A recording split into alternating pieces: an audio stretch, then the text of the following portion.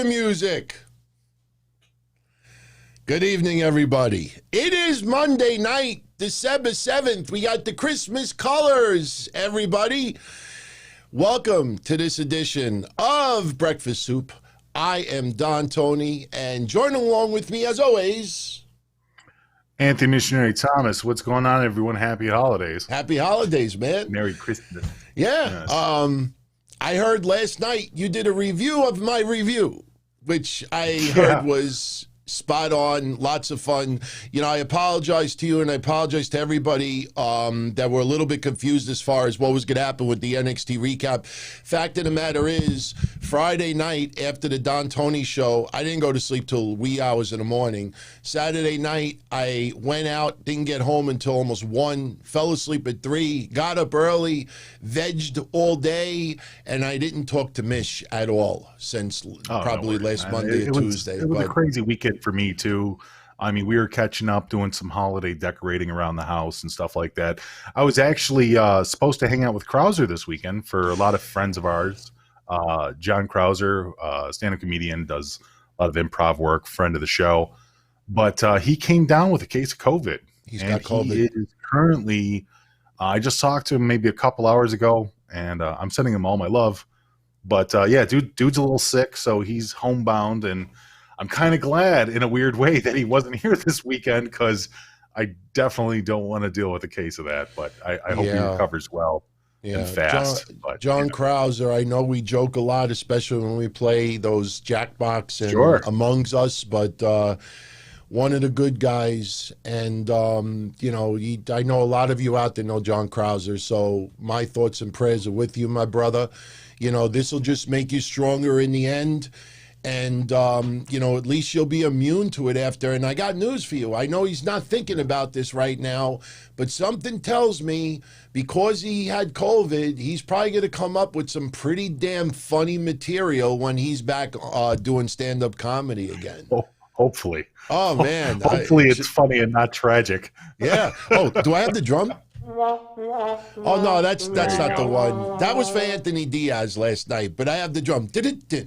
I got them all lined up for John Krauser. So, but good evening, everyone. Just no more angry turtles, right? No more. Oh, no. That was bad yesterday. I mean, we were having fun, but did I ever think that I was going to be imitating a turtle yesterday?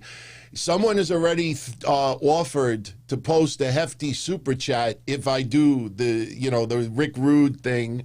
I've never done it in my entire life because honestly, I still can't see my hips.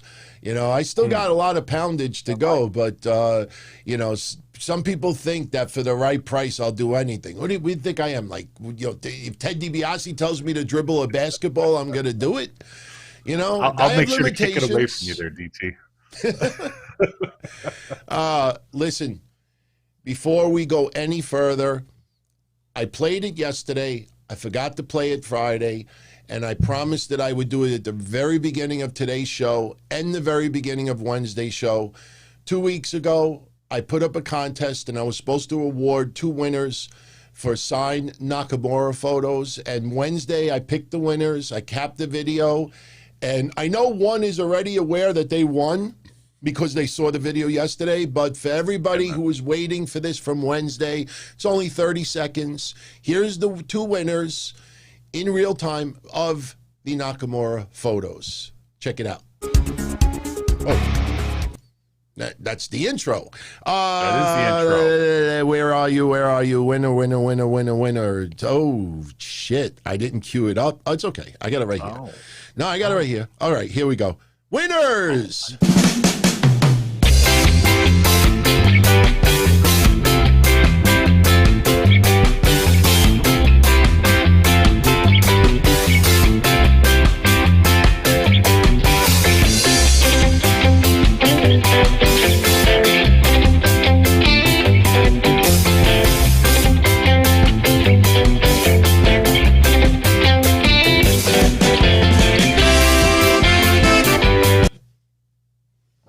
Vince McMahon's Grapefruits and Puffy 89, congrats. And Mr. Grapefruit, great timing on your comment about, you know, having children and everything, because something broke earlier today, and I think it's only appropriate that we mention it right at the beginning of today's show.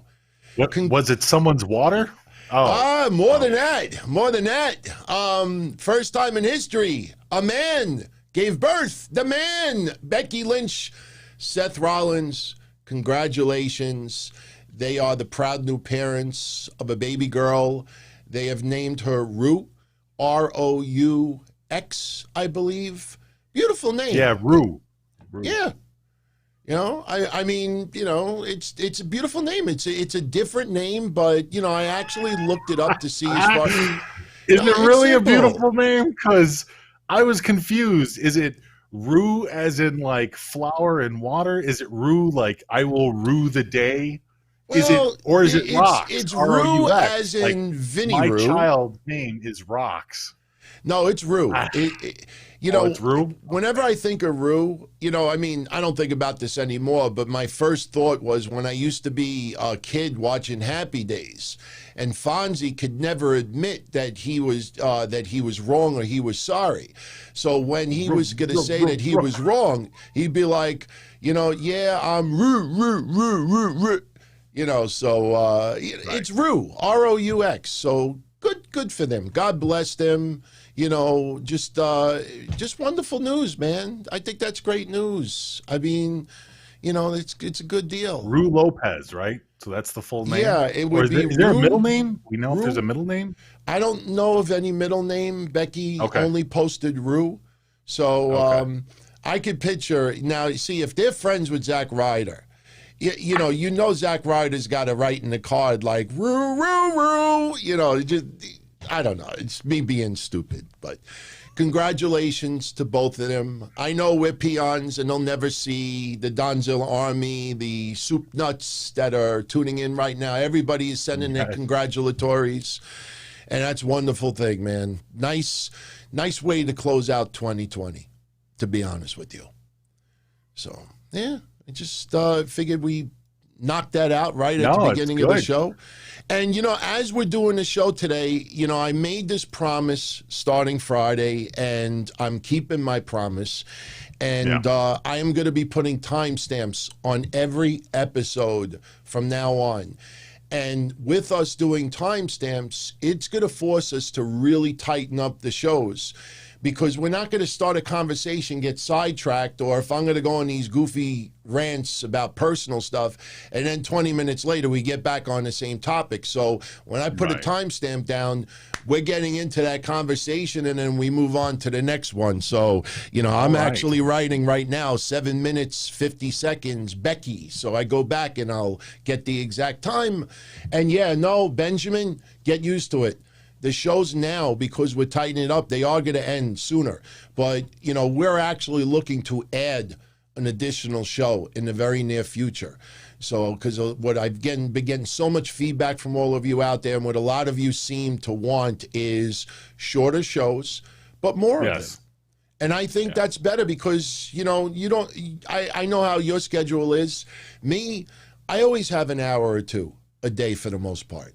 So what's the big deal? Instead of me sitting on the bowl and taking a shit for 40 minutes and playing with my phone, you know, I just do a drive-by dump. 2 minutes later, I come in here for 45 minutes or an hour. So, you know, so we'll figure it out. We'll figure it out. And I don't think we'll have any issues tonight as far as streaming goes. I changed all my wires. I rebooted all the software. I updated drivers. Yesterday, no problems. Friday, I don't think we had any problems. So it looks like all those buffering issues are in the rearview mirror. So So anyway, quick thoughts on Raw tonight. What'd you think of it?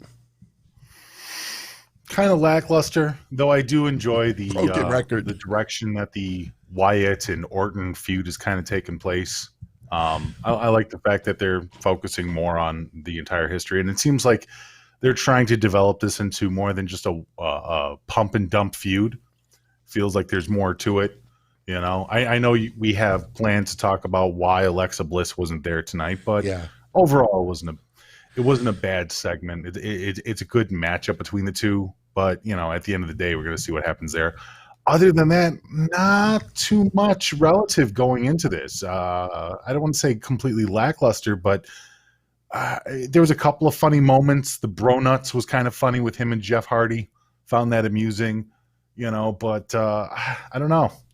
How did you feel? Because it seems like more and more week to week, I'm expecting, I guess, some kind of an increase out of this main roster for WWE on Raw.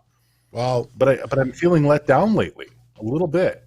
Yeah, I'll say this. When you see the roster come out on the rampway to pay tribute to Pat Patterson, well, it was wonderful to see it Wednesday, Friday, today, without a doubt. And yes, I've already sung so much praise to Pat Patterson, but when they opened up with the 10-bell salute, what I found myself doing tonight that I didn't find myself doing on Friday and on Wednesday. I think Wednesday because we know the NXT roster is not split into two shows. And SmackDown, seems to be the A game. We've been saying that for a while. But I took notice looking at the rampway, and I'm like, man, I think back to other legendary deaths when they used to do the 10 bells and the tributes, and you'd have like the banner, rest in peace. And it seemed like there was very few people on that rampway today. Right. It looked like a very thin roster, very thin. And it reflects it because if people haven't figured it out, you have every week now people doing 2 and 3 segments every Raw. Yeah. Miz and Morrison, 2, 3 segments every Raw. Randy Orton, 2, 3 segments every Raw. And what happened to Randy Orton showing up at the Firefly Funhouse? You and I actually called that last week, but we actually didn't necessarily get that today. No, but like I said, it was a different direction. He wanted to face Bray Wyatt, the man, versus, before he faced I like the end. Obviously, you saw what happened with that, which, yeah, the ending was okay. I like that little bait and switch that happened where it turned out to be the Fiend anyways. I like that. I like that they almost made it seem like Bray Wyatt can turn into the character at will, as opposed to he has to run in the back and do a Superman change in a phone booth or something. So that was okay. I was all right with that. Yeah, it adds a different dynamics to, their character, as long as they keep Bray Wyatt once again. And I'm afraid WWE is going to use this eventually. Keep him away from the friggin' holograms. Keep him away from, playing with the ramp video, and you know what I mean. Like I don't want that supernatural side to the Fiend character. Just did you like Let's Get Randy today? Let's get Randy. Yes. Let's get Randy. Yeah, look, I love the end. People that were part of ThunderDome, it was a little bit longer, let's put it that way. And I thought it was really, really good. The only 2 things I got confused about is that, I guess the match went to a no contest. And the second thing is 2 things happened tonight that really stuck out to me that I didn't like. It might be nitpicking to some, but number 1, we'll use Bray Wyatt and Randy Orton first. You have all his mind games going on, and you got all his history between the two. And Randy Orton wants a match tonight against Bray Wyatt, and he gets it. And the first thing that Randy Orton does is a headlock.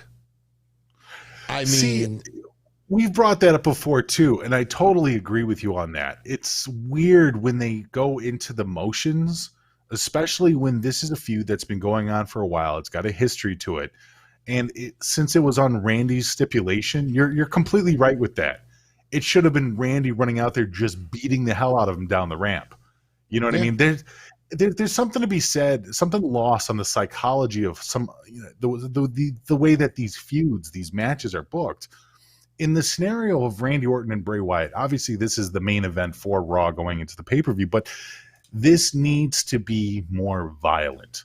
Randy Orton and Bray Wyatt have a blood feud. You're right. They shouldn't be starting up, letting the ref check their boots, making sure, okay, we're totally ready for this exhibition match. Like, no, it should be a brawl. Yeah. They're past the point of simple respects. Bray Wyatt and Randy Orton should be seething at each other, or at least Randy Orton, because Bray Wyatt's character is a little bipolar, whether they want to call it that or not, whatever, but Randy Orton, on the other hand, even though he's supposed to be the Viper, at the same time, he's supposed to be savage.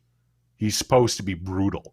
And in this scenario, Randy Orton had the opportunity to come out and brutalize Bray Wyatt, who it kind of reminds me of like the Joseph Parks Abyss angle, where Joseph Parks is almost like this innocent guy, and then you have Abyss, which was the monster. And it's like you have this opportunity for Randy Orton to brutalize a civilian version of the Fiend.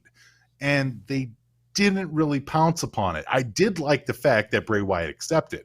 I thought that was really cool. But once again, spot on with that. It should have started off with them, or with at least Randy Orton beating the hell out of Bray. Yeah. We'll get to Alexa Bliss in a moment, but the second thing I did not like tonight was the backstage segment with Lana, Asuka, and ultimately Nia Jax. Next week, Lana has a match against Nia Jax. And Lana is very unsure of herself.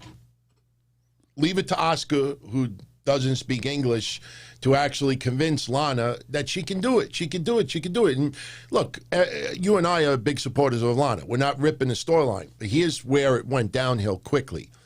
All right, Lana psychs herself up. Asuka psychs up Lana. Yeah, I can beat her. I can. And then Lana turns around and Nia Jax is right next to her. Now, you think of the storyline with Lana and Nia Jax for the last couple of months. Earlier tonight on Raw, Shayna Baszler and Nia Jax said that they were going to destroy Asuka and they were going to do even worse to Lana. So when Nia Jax shows up... No, you're missing the point. She said they were going to put her tits on her back. Yeah. They were going to put a chest in her back. Yeah, that's like the bad cartoons where you twist someone and their ass is in front of them, and you just twist them like a pretzel. But here's the thing. Lana turns around. Asuka leaves for some reason. Did you notice, like, Asuka disappeared? She's like the genie in the lamp. I think I can. Where did she go? So Nia shows up. Lana turns around and Nia's right next to her, and Nia is angry. Yeah. And Nia lets Lana walk away. Right. I mean, there's a big, if you're going to do that, maybe you do it with like flowers in the background, or maybe like a better, nicer. There's a garage gate right behind Lana. And in wrestling, if you have a confrontation, there's a big, giant garage gate right behind you. Somebody's getting thrown in there head first. And you think of the storyline. Every time Nia gets close to Lana, she wants to do it. Tonight, and lets Lana walk away? I thought that was stupid. I thought that was so dumb. That might have been a play on the fragility of the Shayna-Nia relationship? By Nia letting her walk away, it was almost more embarrassing to Shayna's loss. Yeah, that's true. I mean, that's the way I took it. This was like I don't know. Maybe they fell into this, or maybe it was planned this way. But the way I saw it was almost the way of saying, look, you lost to Lana by yourself. I'm not going to help you. Yeah. I'll take care of her myself next week. Yeah. That's the kind of, I guess you want to say, that's the kind of gist that I got from Nia tonight when that all happened.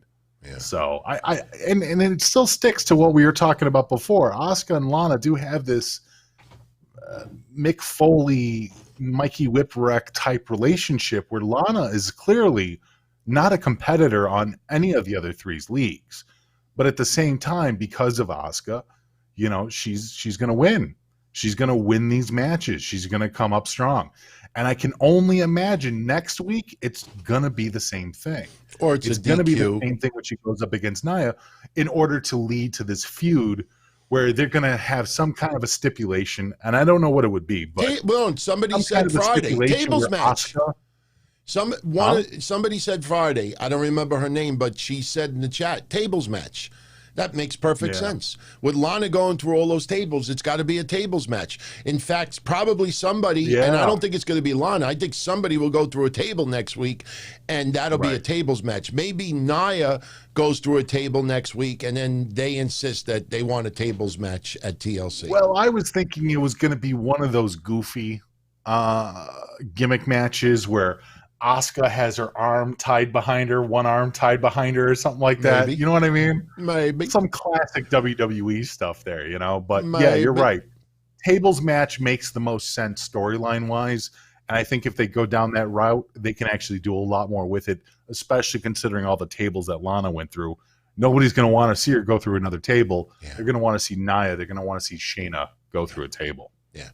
Before we get into the man with the bro nuts and all the other stuff tonight, let's get it out of the way. Let's explain to everybody why Alexa Bliss wasn't on Raw tonight. Why wasn't she on Raw, DT?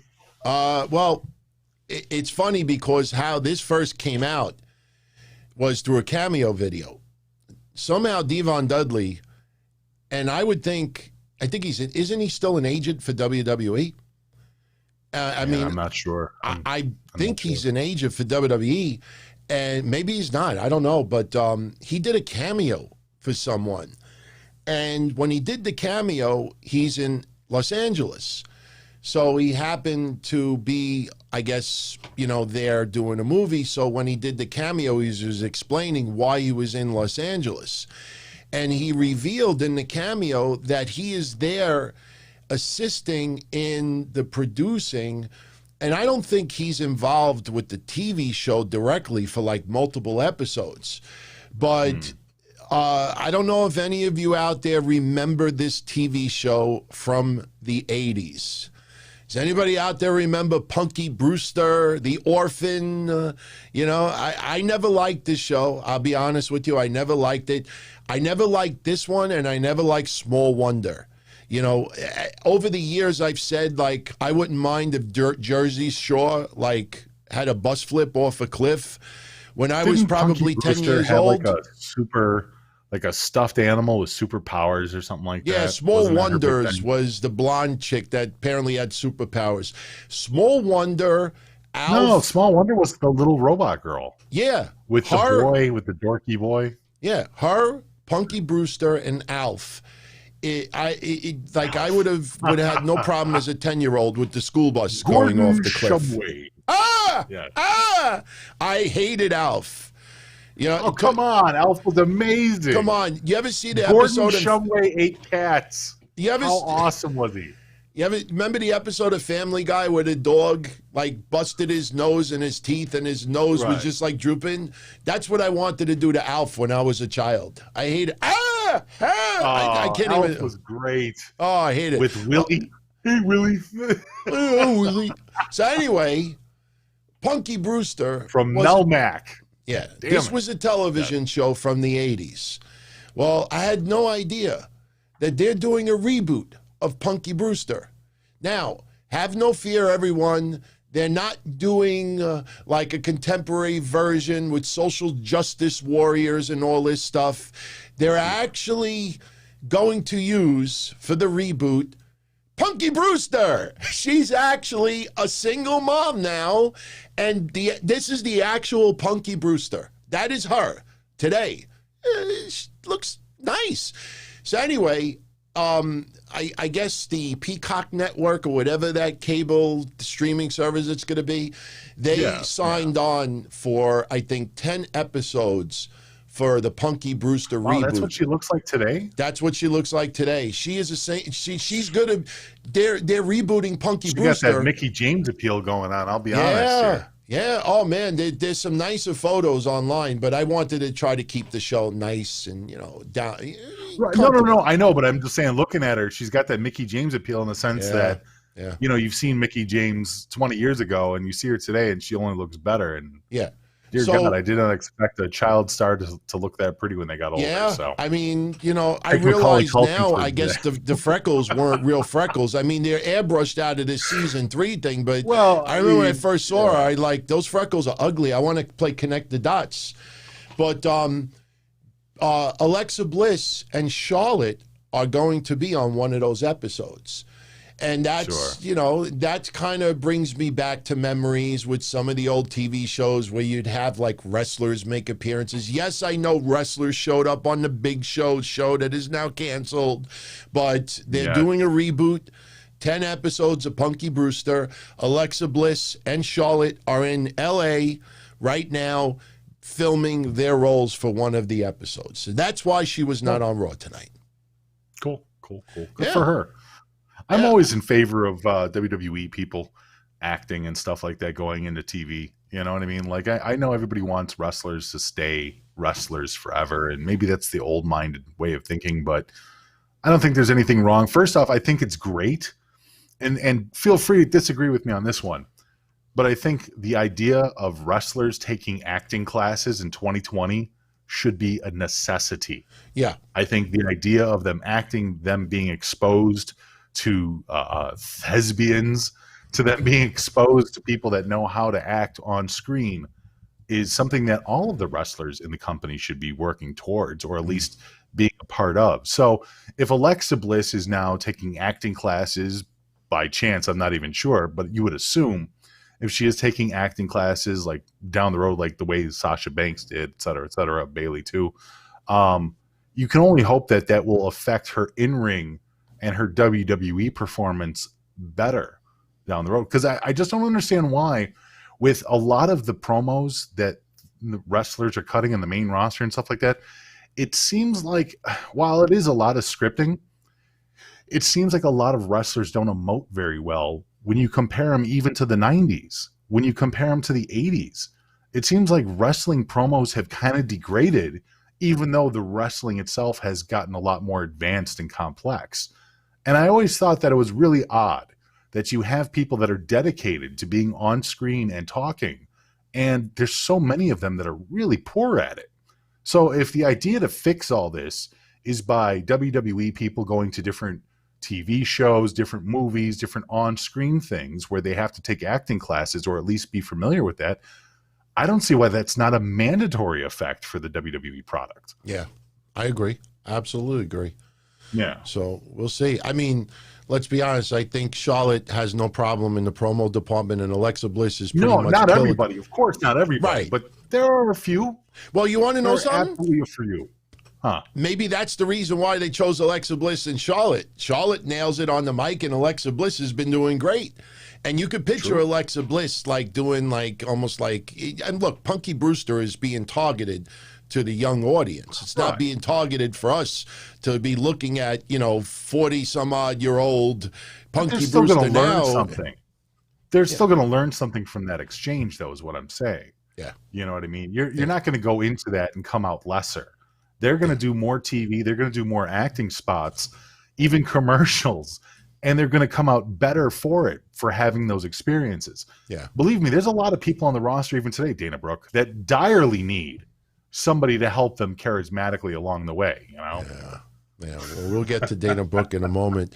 Yes, Dana Brooke. First off, on Friday SmackDown, we got an appearance by two of the Forgotton Sons. Jaxson Ryker was the only one that seemed to have been missing. Now the election is over, and unfortunately his choice did not win the presidency. I guess they felt it was time to bring Jaxson Ryker back on TV. Now, if you saw Friday, his other two teammates were now clean-shaven, and they're basically henchmen for King Corbin. Well, for those that are interested, Jaxson Ryker tonight actually wrestled on Main Event. We don't know who the tag team opponents were. I'm assuming it was probably, was it Kalisto and the other Mataraz, Gran Metalik. But if you're wondering who Ryker teamed up with, get a load of this. This is a screenshot. I don't know how people are going to feel about this. Boom! Jaxson Ryker. He is now with Elias. I mean, he does not look happy to be there. I don't know what the hell they did there, but Jaxson Ryker and Elias teamed up tonight on Main Event. Yes. Look, this guy, it happened. I mean, look, I live in a country where you should have every right for the freedom to choose who you want to be president, no matter who it is. And, you know, yeah, it's a toxic climate right now, and he caused a lot of controversy, but I personally think, seriously, I don't like Ryker, by the way. I don't like him at all. That's why I always called them the Forgotton Sons of bitches. All right. And yeah, I don't agree with some of his political views as well, but I'll say this. Right. I think WWE made the situation 1,000 times worse by removing him from TV, by removing them from storylines, because it gives some people, and especially cancel culture, that, you know, that are wrestling fans, they think that they have this power, that they all team up and they can actually, you know, force this person off TV or force this person off TV. They think that they've succeeded in ruining Velveteen Dream in NXT. They think they've succeeded with Lars the last couple of weeks. And, but they you know, that's... have, though. Well, here's the problem with WWE, though, DT, is they fold anytime there's any kind of adversity. Do we forget about how amazing Dutch Mantel and Jack Hagar were together as Jack Swagger and Zeb Coulter? Do we forget how it took just a couple of complaints?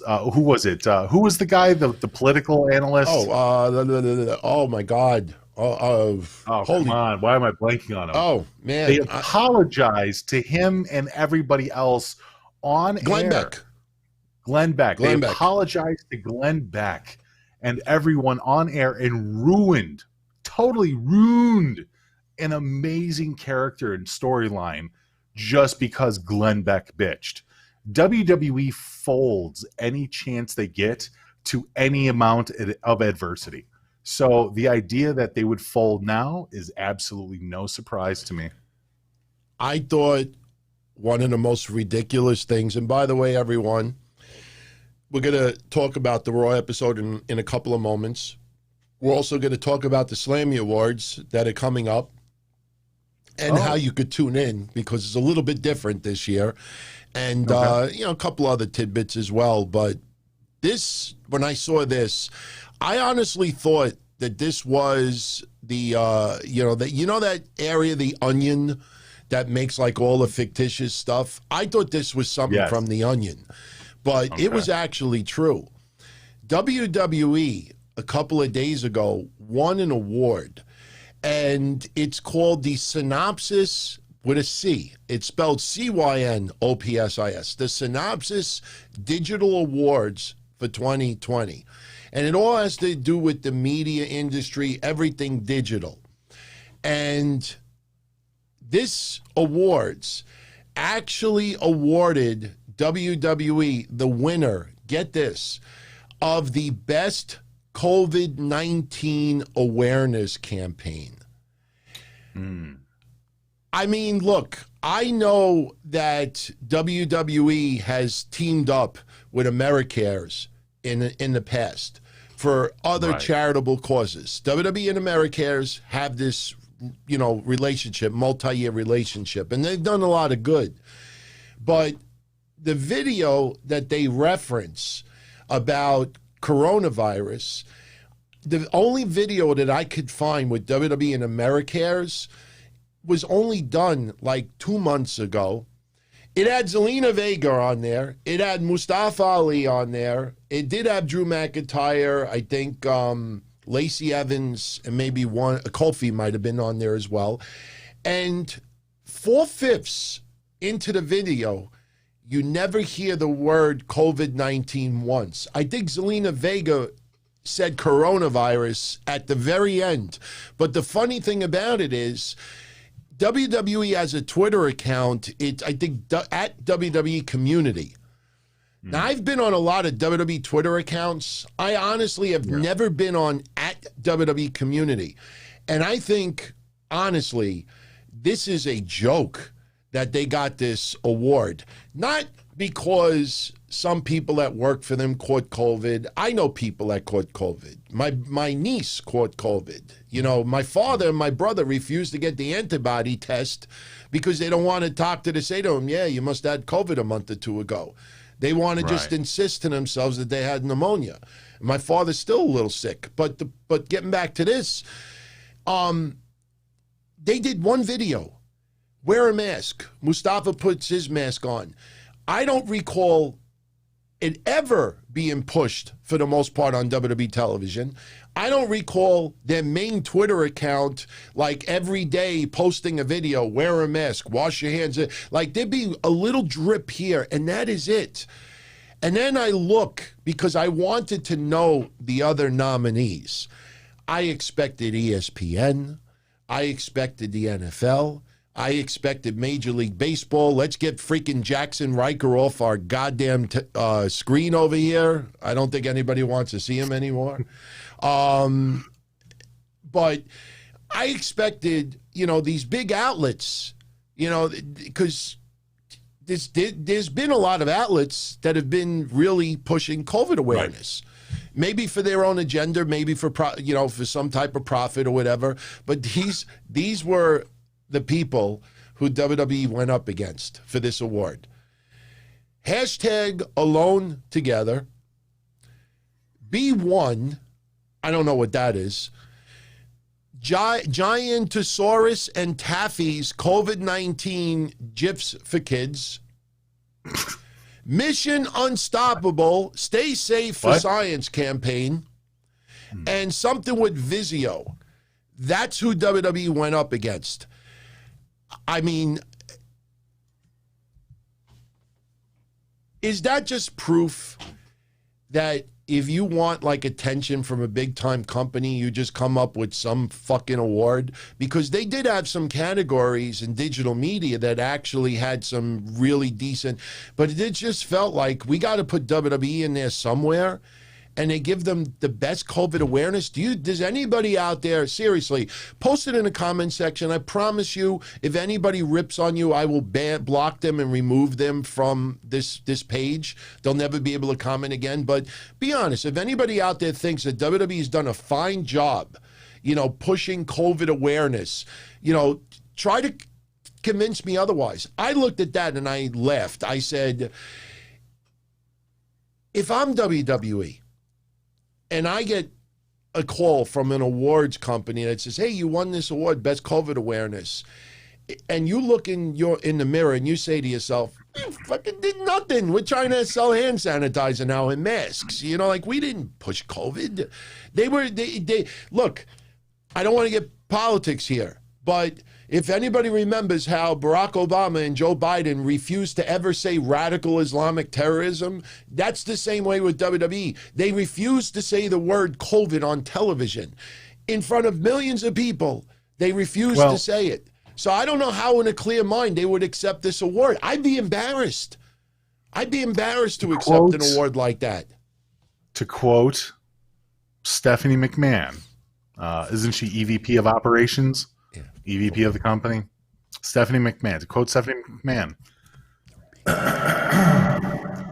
philanthropy is the future of marketing. How did I know you were going to say that? We do not plan in advance, everyone. I see Mish 5 minutes before we go live. We just make sure his video and his audio is good, but yeah, you're spot on. I mean, how do you do that with a clear head? You know what? It's not unlike a lot of other things, other programs that WWE's been a part of. You know, some of them good, some of them questionable. But this is just another one of those cases that WWE wants to remind everyone that they're still out there doing good works for everybody in the world, because WWE is an altruistic company and has no personal stake in all the advertising and free publications that they get from this. Ridiculous, so, man. Yeah, I mean, Vizio. What was the other one? Bill and Ted's Excellent COVID Cures for Kids. The B1. Like that. Look, I mean, I'm sure the B1 campaign is probably a very serious campaign, but sure, I didn't hear of that. I mean, right.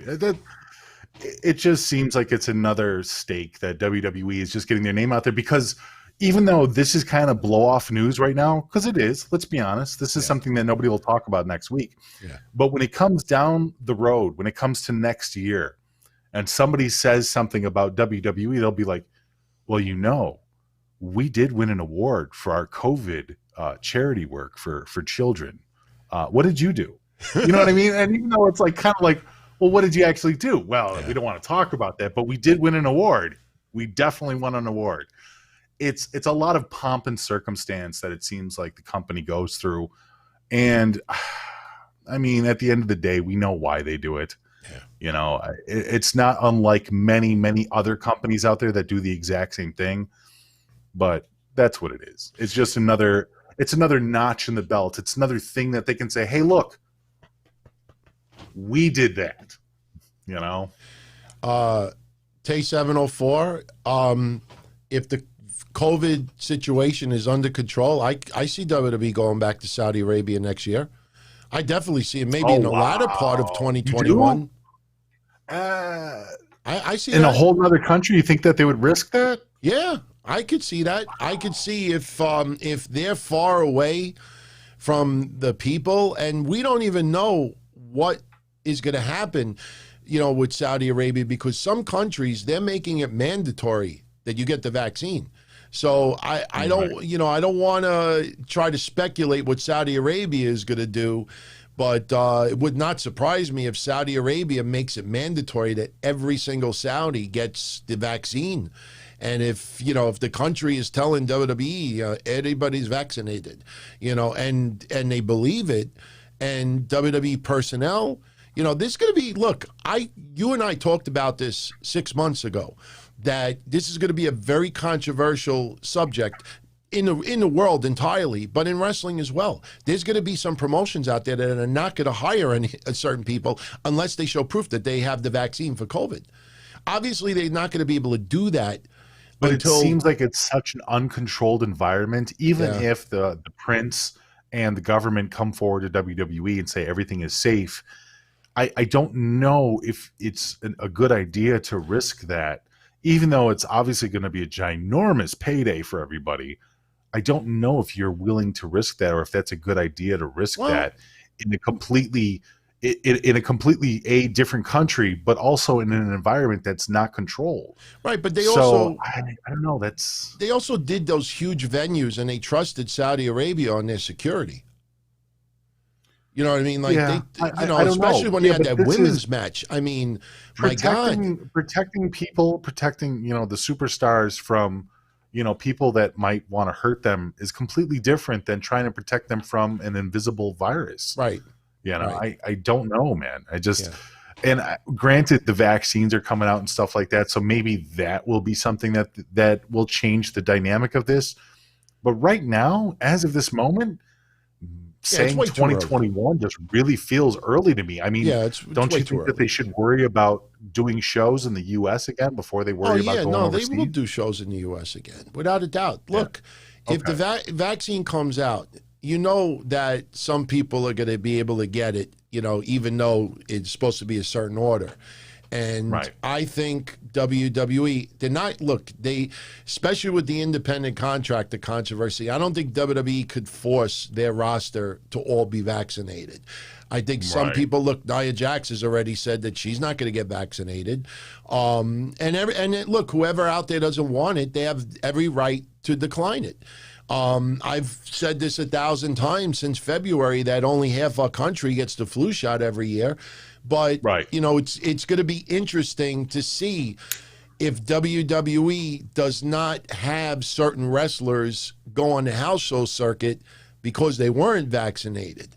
That's something. Look, I think if a wrestler, if it doesn't affect their pay and WWE says, look, we're not going to put anybody on the road that hasn't been vaccinated, as long as it doesn't hurt your paycheck, I'm sure, I guess you'd be fine with it, you know?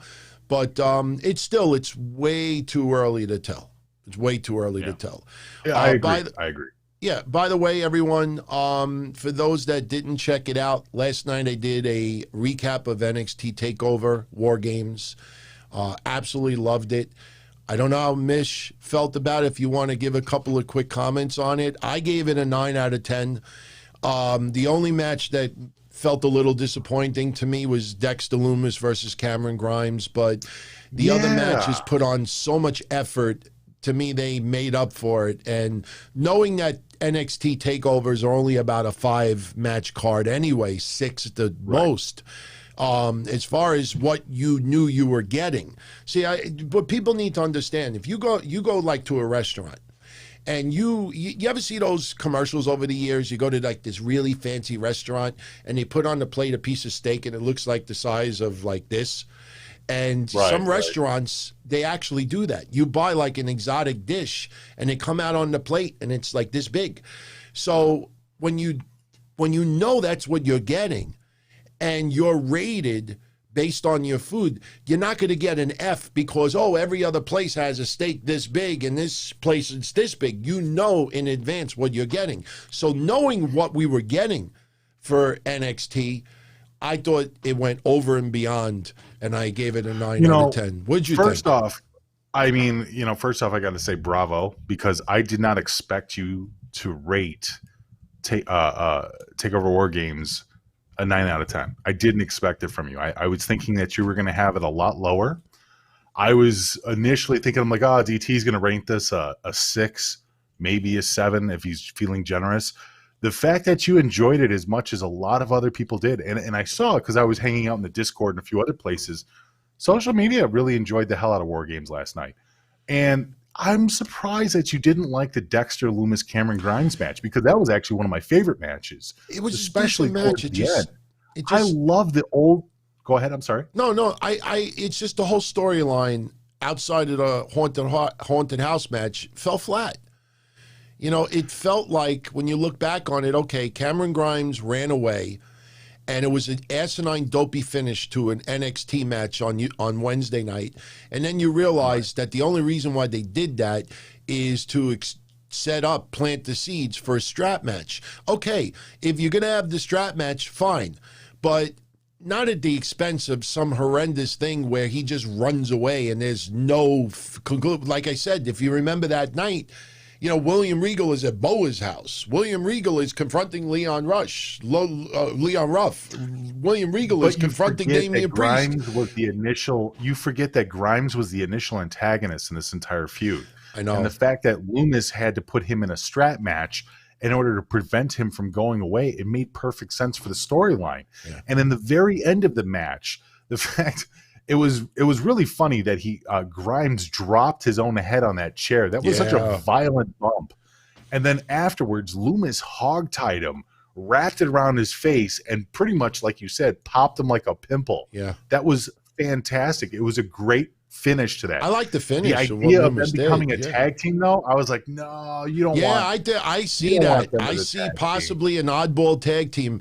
I'm telling you, if it happens, everybody says I'm nuts, but I could see that possibly happening. Who I would rather see, and he's a free agent right now, or he'll be a free agent in a couple days at the end of the month. But you know who would be great with Grimes? Zicky Dice from the NWA. I can see Zicky Dice and Grimes together having a hilarious and great tag team. I don't know if it would ever happen. Oh my God. They have such a loud dynamic. They're so charismatic. I think got it'd be a news lot for of fun. you. You know what people would say? It would give them flashbacks of Michael P.S. Hayes and Jimmy Garvin. Little bit. I could see it.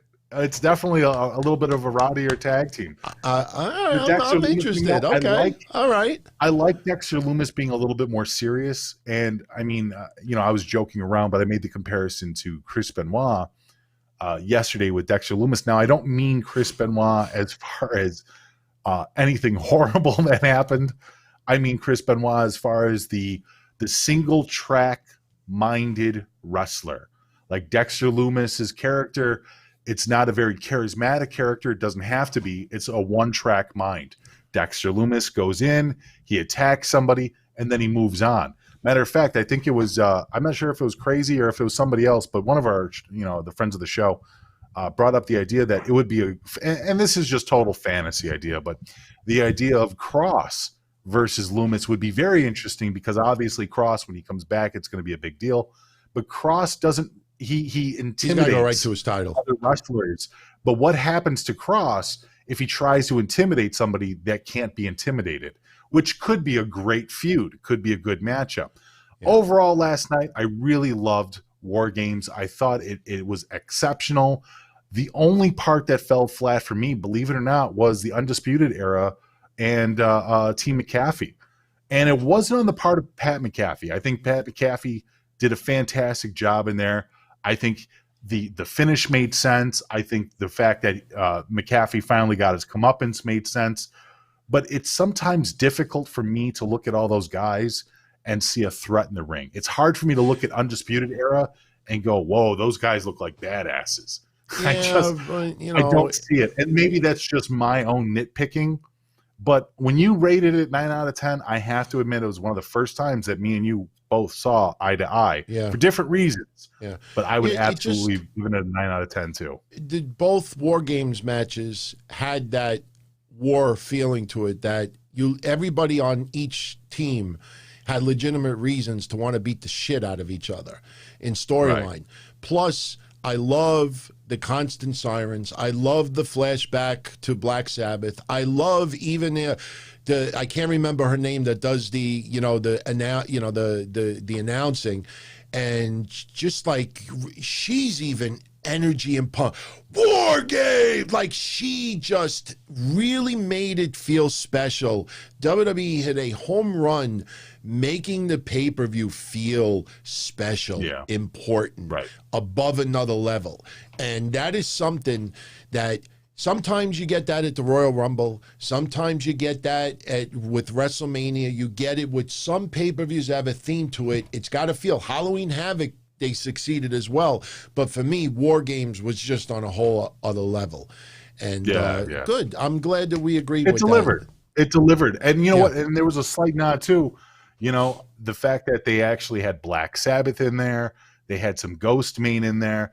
They had really good theme music last night. War Pigs was a perfect choice. And you know, Triple H was the one picking the albums tonight or last night. You know, obviously to keep up with the poppy status for NXT. Obviously she's directing videos for Ghost Main now. Right. So I can see how that, carried over, but really good picks. It's kind of crazy. You listen to some of the theme music on the main roster pay-per-views, and then you compare it to the things that they're playing down in NXT. It's night and day between how the shows feel. NXT War Games felt like a wrestling event, and you went in listening to it and watching it, and it felt like a wrestling event. Felt important. And, I don't want to shit on the main roster, but,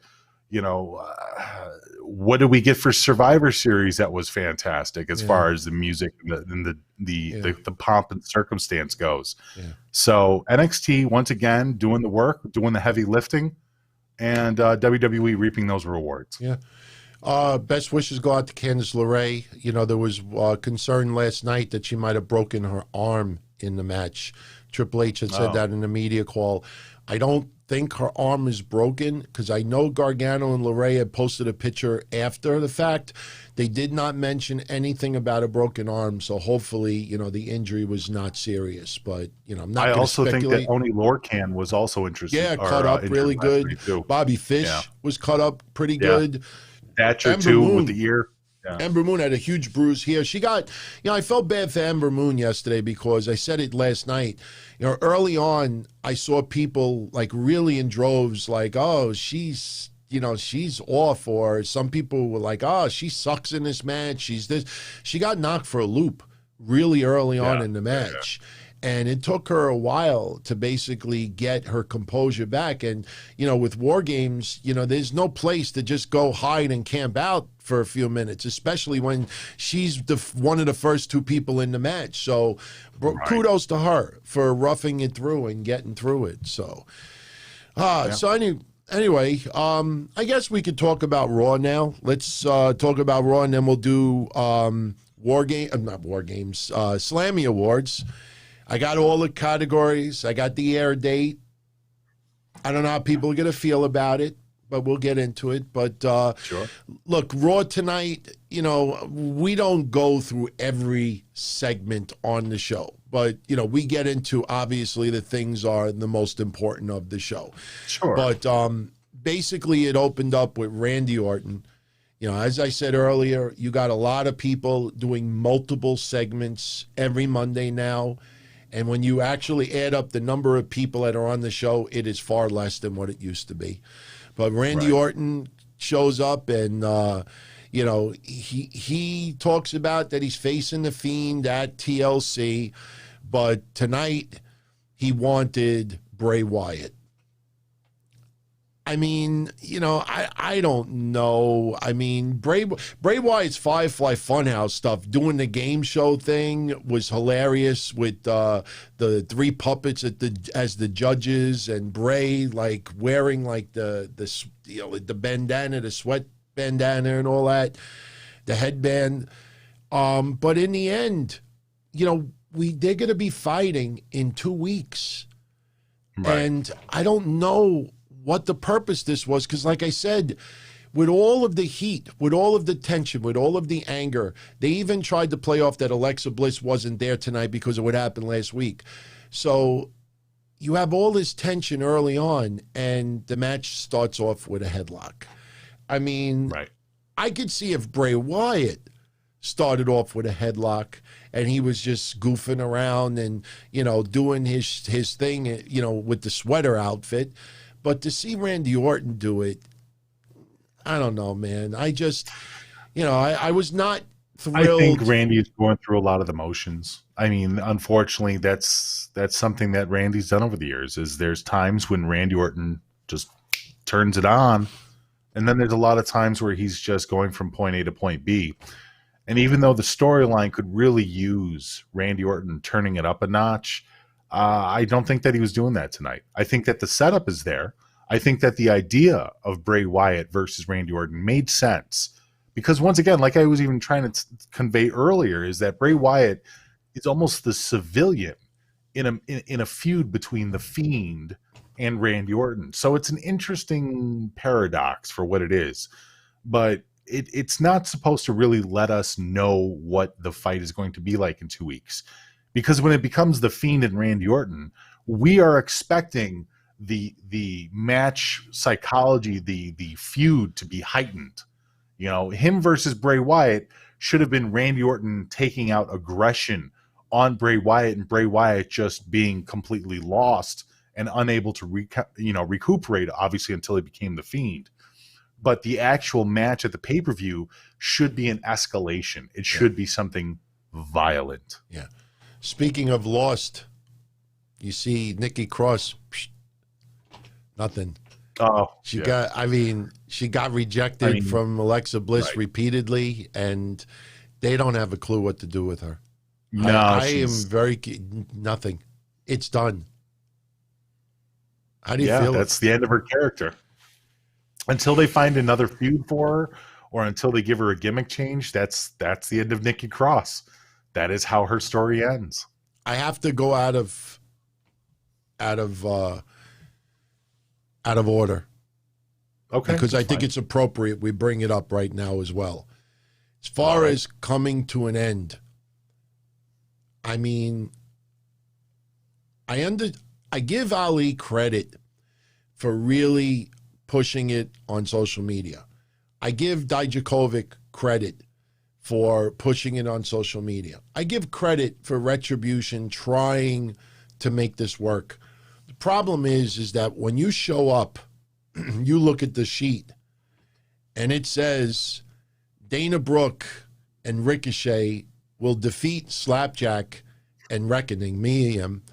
Not only will Dana Brooke and Ricochet win, but Dana Brooke is going to pin Mia Yim in less than 2 minutes. First off, what are you more concerned of? The whole Retribution storyline, or are you more concerned with how they are using Mia Yim? Actually, no, it's the third thing. The third thing is the fact that WWE thinks that Dana Brooke is worth a nickel is insane to me. The fact that they're pushing this woman for any reason is insane to me. I do not see the value of Dana Brooke. I know that there are people out there that love and adore her, and good for you, but I do not see Dana Brooke's appeal. I really don't. And yes, absolutely. Second, I'm more worried about what they have in store for Mia Yim, because technically they can take off the masks of everybody in Retribution and have them wrestle in individual competition or whatever else like that.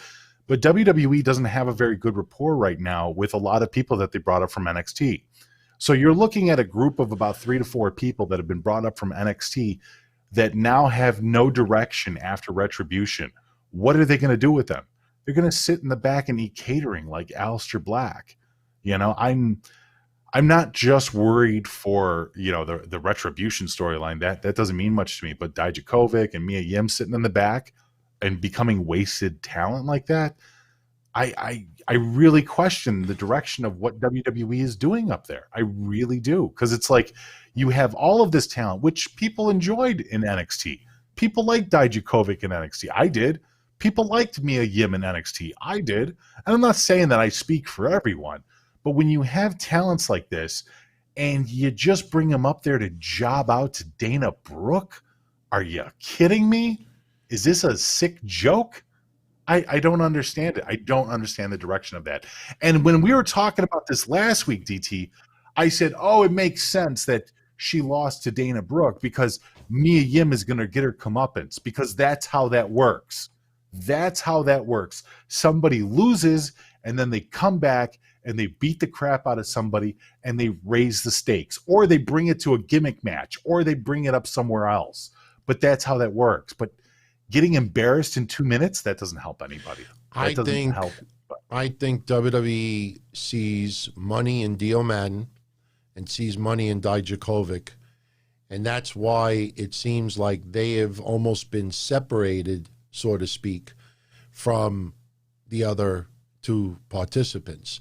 Shane Thorne, I have no problem with, but Shane Thorne, you know, there's nothing that really stands out with that character. The only thing that he does is with the mask, he crosses his eyes and he looks like this. And, you know, other than that, I mean, and Shane Thorne is a talented wrestler. When you got Cedric and you got Ricochet, and you got Ali, and you got Grand Metalik, you got Kalisto, and I could just keep going on and on and on. AJ Styles is more veteran. And then you got Shane Thorne. I mean, what is so different about him other than wearing a mask and crossing his eyes and looking like this? It doesn't, it feels like WWE, you know, it's almost like, I still remember the time when MVP, it looked like that he was recruiting, remember I said Vink and Stink?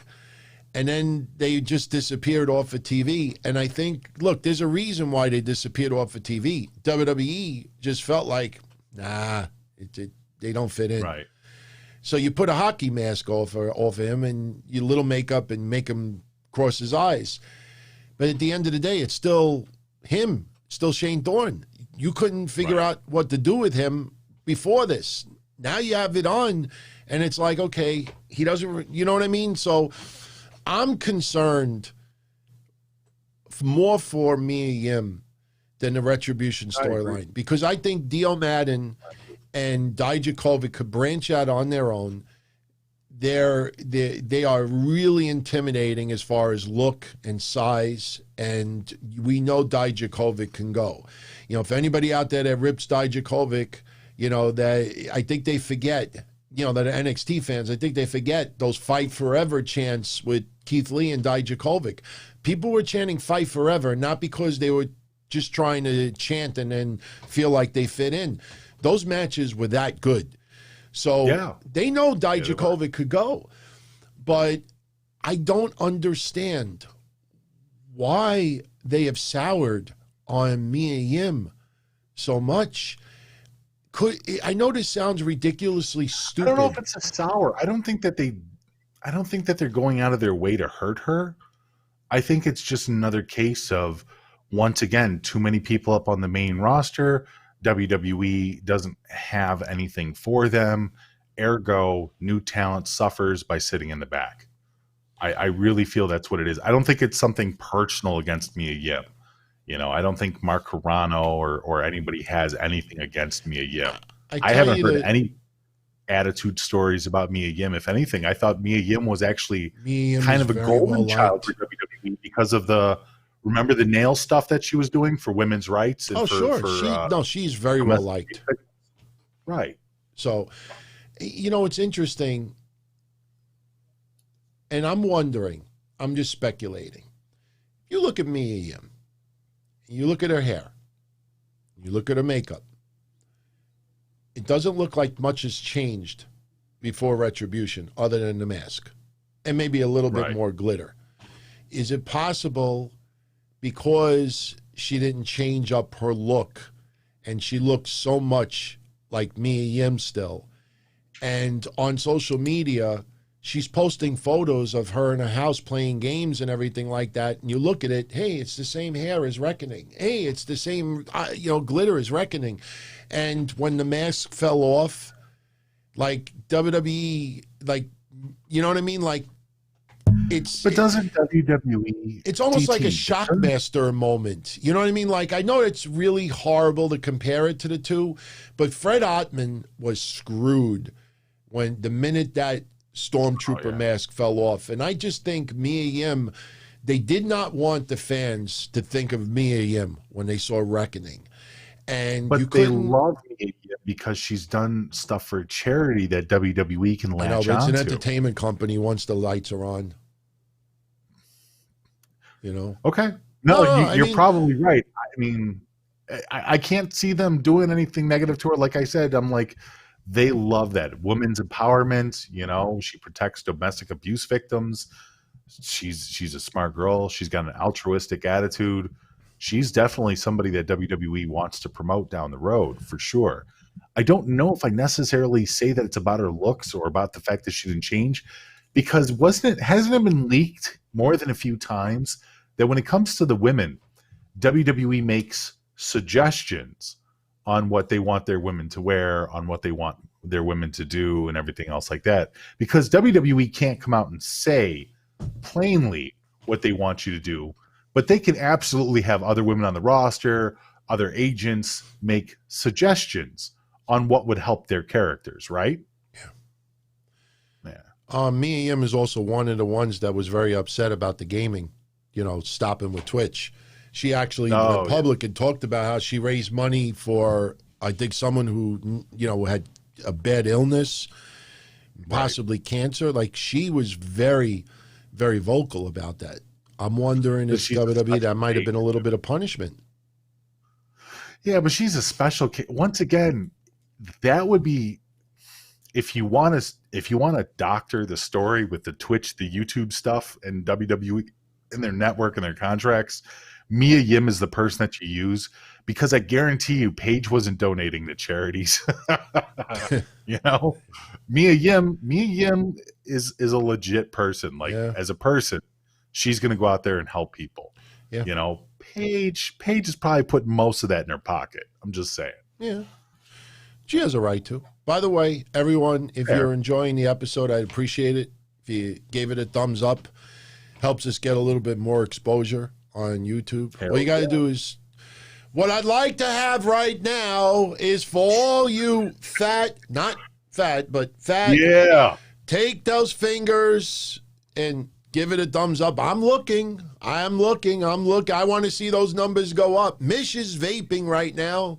I want to see those likes go up. Let's roll call. Roll call for a couple of seconds. All right, I'll keep going until the likes stop. Michael Gonzalez, Ken terminated by DQ. Who's that? James Orcast, Michael Gonzalez, Mortalica, Sean Hill, I Am Alpha, George Burns. Yeah. Still remember that Playboy. Oh God, she's nude.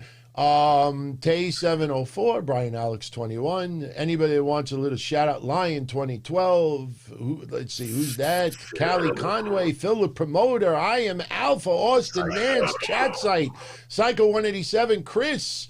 Nice analogy. Discord chat is cursing me out right now. Mark this.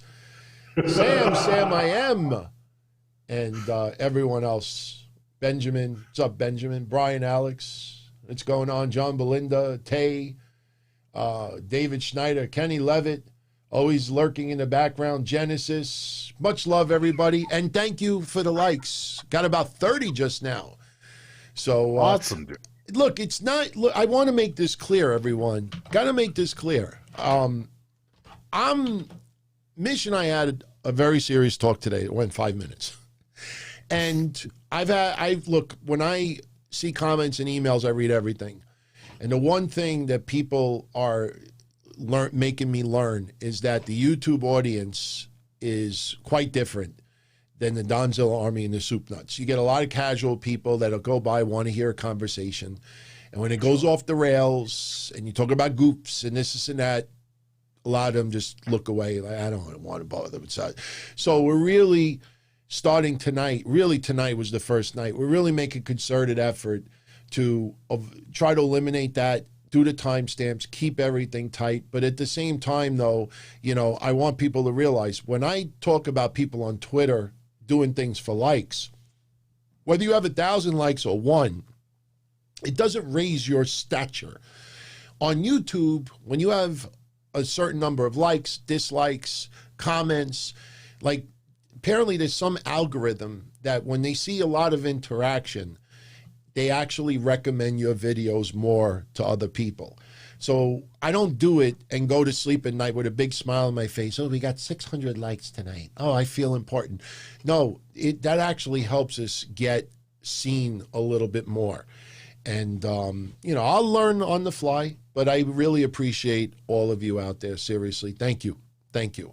2021 is going to be huge. It's going to be huge. And anybody that knows Mish and myself know that when we say we're going to do something, we do it. And it's going to be huge. There's a lot of other people that say they're going to do it and do it as well. Much love to all the other people out there that bust their ass for their fans, without a doubt. And I know that there's other podcasters out there that I know a lot of you like to mutually check out by all means. So with that said, all right, Asuka tonight takes on Shayna Baszler. I think this was the first time ever that they faced each other. I do not remember any matches in NXT. I do remember around SummerSlam time that Asuka pitched an idea to actually defend the title against Shayna Baszler. They teamed up earlier this year to take on, I think, Sasha and Bayley. What did you think of Asuka versus Shayna Baszler tonight? Good match, good exhibition match. Obviously, it leads up to where we're going with the feud. It leads up more to the storyline. Perfectly fine with it. It made sense for, you know, Asuka to take the W on this one. And it leads us to next week with Lana and Nia Jax, which is expectedly, not completely sure, but expectedly that Lana might actually win that, and we lead to a highlight match between the two teams. Yeah. So I was perfectly fine with it. I love Shayna and I love Asuka out there. You know, they're two of my favorites in the women's division right now. So more of it is perfectly fine by me. Good match all around. I am extremely happy how Shayna Baszler has fit in, because I think back to the beginning of the year, Vince McMahon is totally given up on Shayna before she even got a chance, and she doesn't fit in and this and that.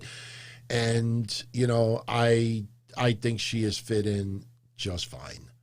I like the little bit of, you know, I'll tell you, you know where I really, you know who deserves a little bit of credit here? Not a whole lot, but you know who deserves a little bit of credit? Who's that? R-Truth. Because of all those Raw, you know, after show things they were doing, and they'd be sitting on the panel with Charlie Caruso, and for a few weeks you had R-Truth and Shayna Baszler next to each other. And they're talking about shrimp, cocktail sauce, and catering, and R-Truth was getting Shayna Baszler to laugh. And I brought it up a while back. That little special they did about her on WWE 24, it shows you Shayna Baszler in a whole different light. I don't like using the C word, or some people spell it with a K. It rhymes with brother runt. But I think a lot of people think that Shayna Baszler is this absolute you-know-what in real life. And is she a tough son of a bitch? Absolutely. Does she have that rough exterior? Absolutely. That's her game face. Right. Dude, I was watching videos with her and Rhonda from back in the day, and her and Rhonda got into a tickle fight, and it was hilarious watching Shayna.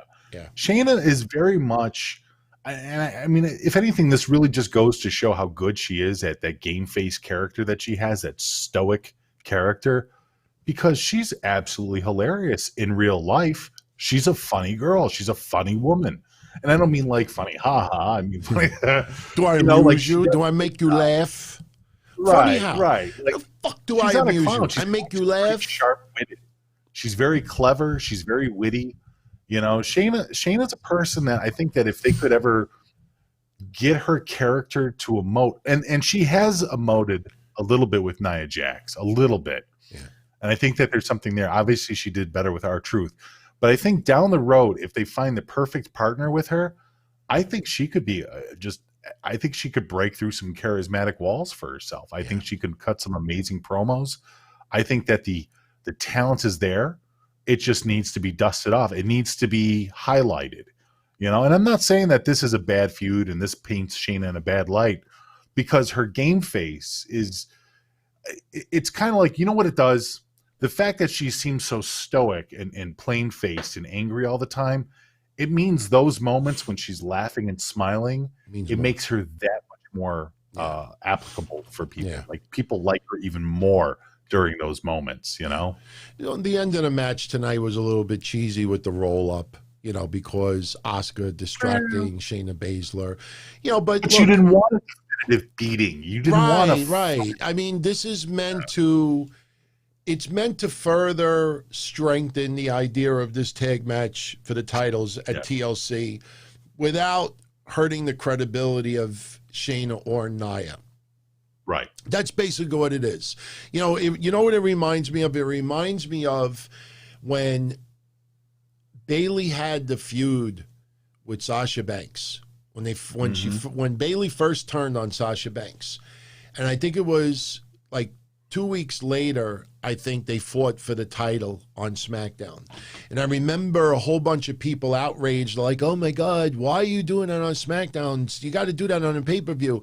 And I remember specifically saying, look, this is going to be a blow-off. This is just to give everybody a little taste. It's like an appetizer to hook you in for what's further. It's not going to lose Sasha or Bayley's credibility, and that's exactly what happened. So tonight, that's pretty much what the design was.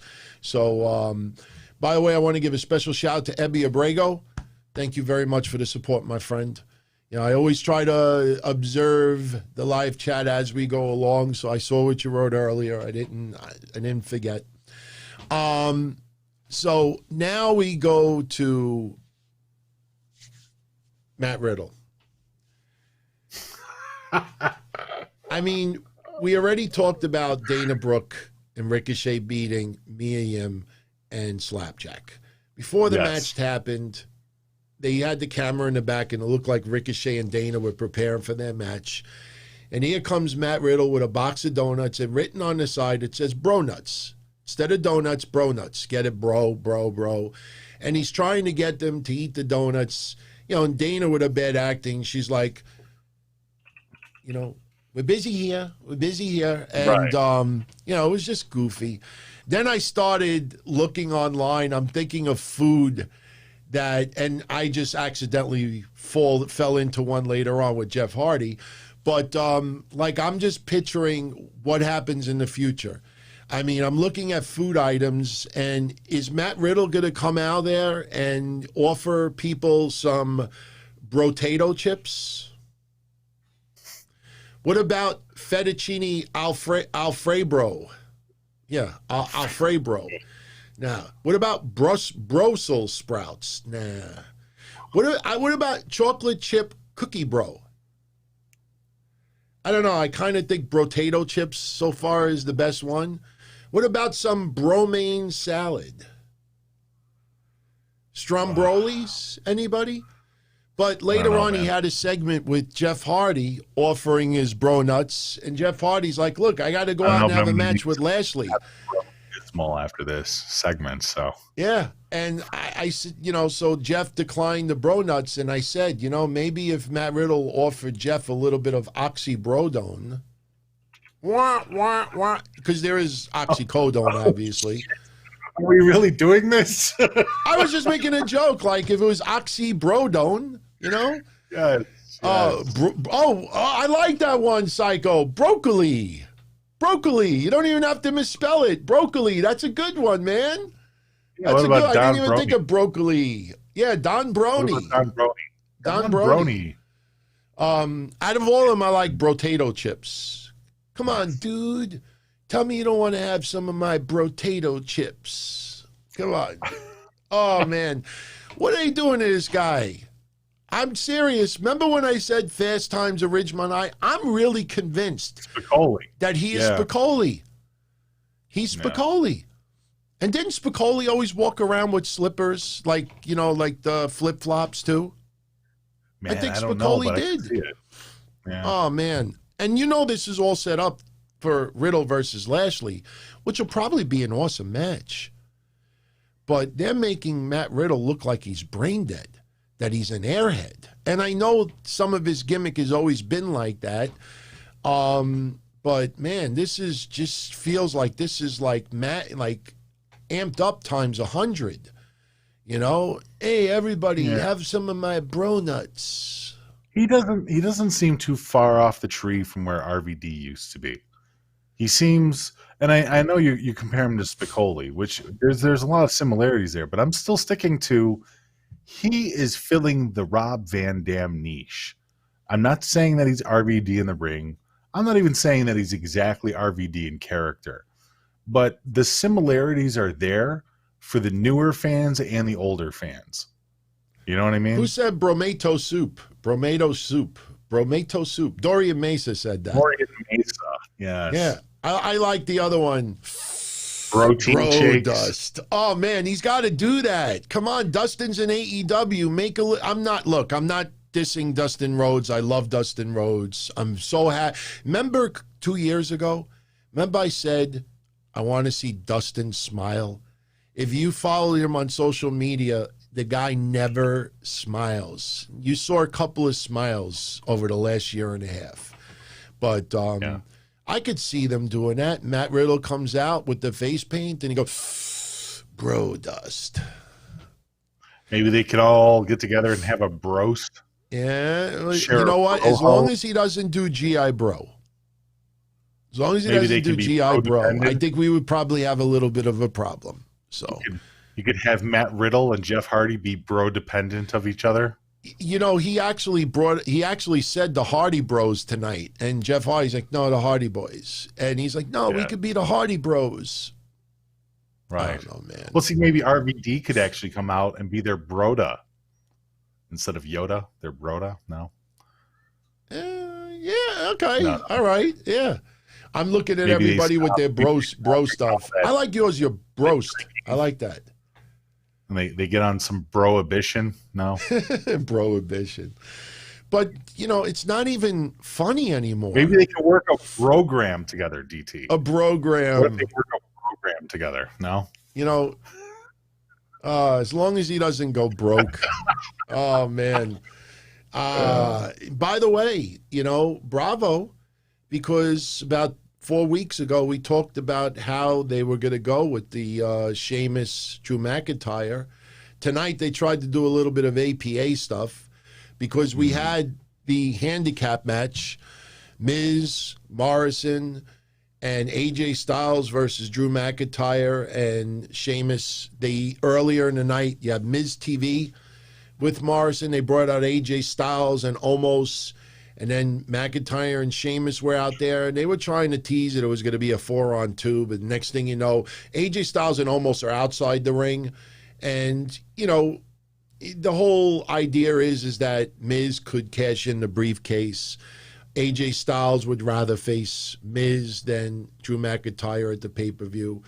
But there was a little bit of a brawl earlier in the night. And I tell you, Drew McIntyre, man, that was impressive. Did you see him toss that briefcase? He fucking flinged it from the middle of the ring. Yeah. I don't remember who the... Yeah. Props if anybody knows who this baseball player is.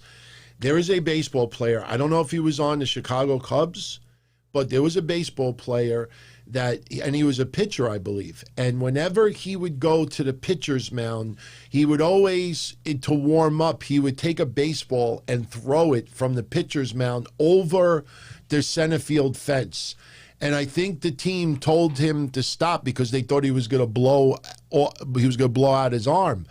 But, I mean, people don't even ever hit home run. No, it wasn't John Rocker. That's way too. John Rocker may have done it. No. I know what you're thinking of. John Rocker one time got pissed off and threw a baseball. Yeah, for people that love my wrestling history, this was not planned. I'll show you my baseball right now.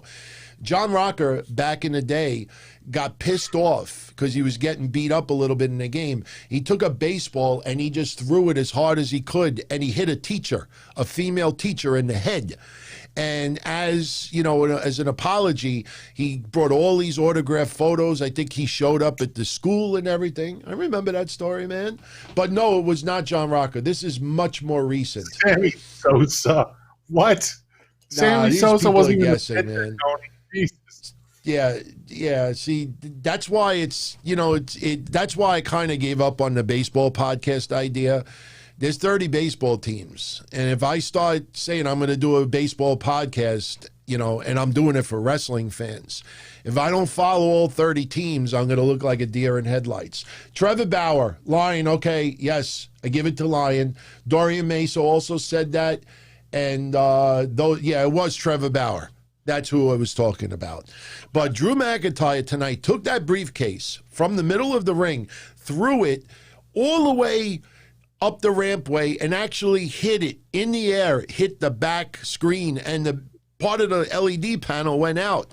And Miz just ran after it like a little kid running after an ice cream truck. I was impressed with that. That was a nice toss. That was a beautiful toss. All right, Devin now says it wasn't Trevor Bauer. I'm pretty sure. No, you know what I think Trevor Bauer used to do? Trevor Bauer used to play catch. But when he played catch, am I right? When he would play catch, he would throw it as hard as he could. These guys, much love, everyone, much love, but you're not getting it. I'll look at it tonight. I'll tell everybody Wednesday who it was. Yes, Trevor Bauer did it last year, but there was someone that would do it before every game, would throw the ball as hard as he could. So we'll look it up. So anyway, they have the handicap match. Cole Hamels? Huh? No. Cole Hamels? No. People are just guessing. All right, sorry. If I did a baseball, it would be an epic fail.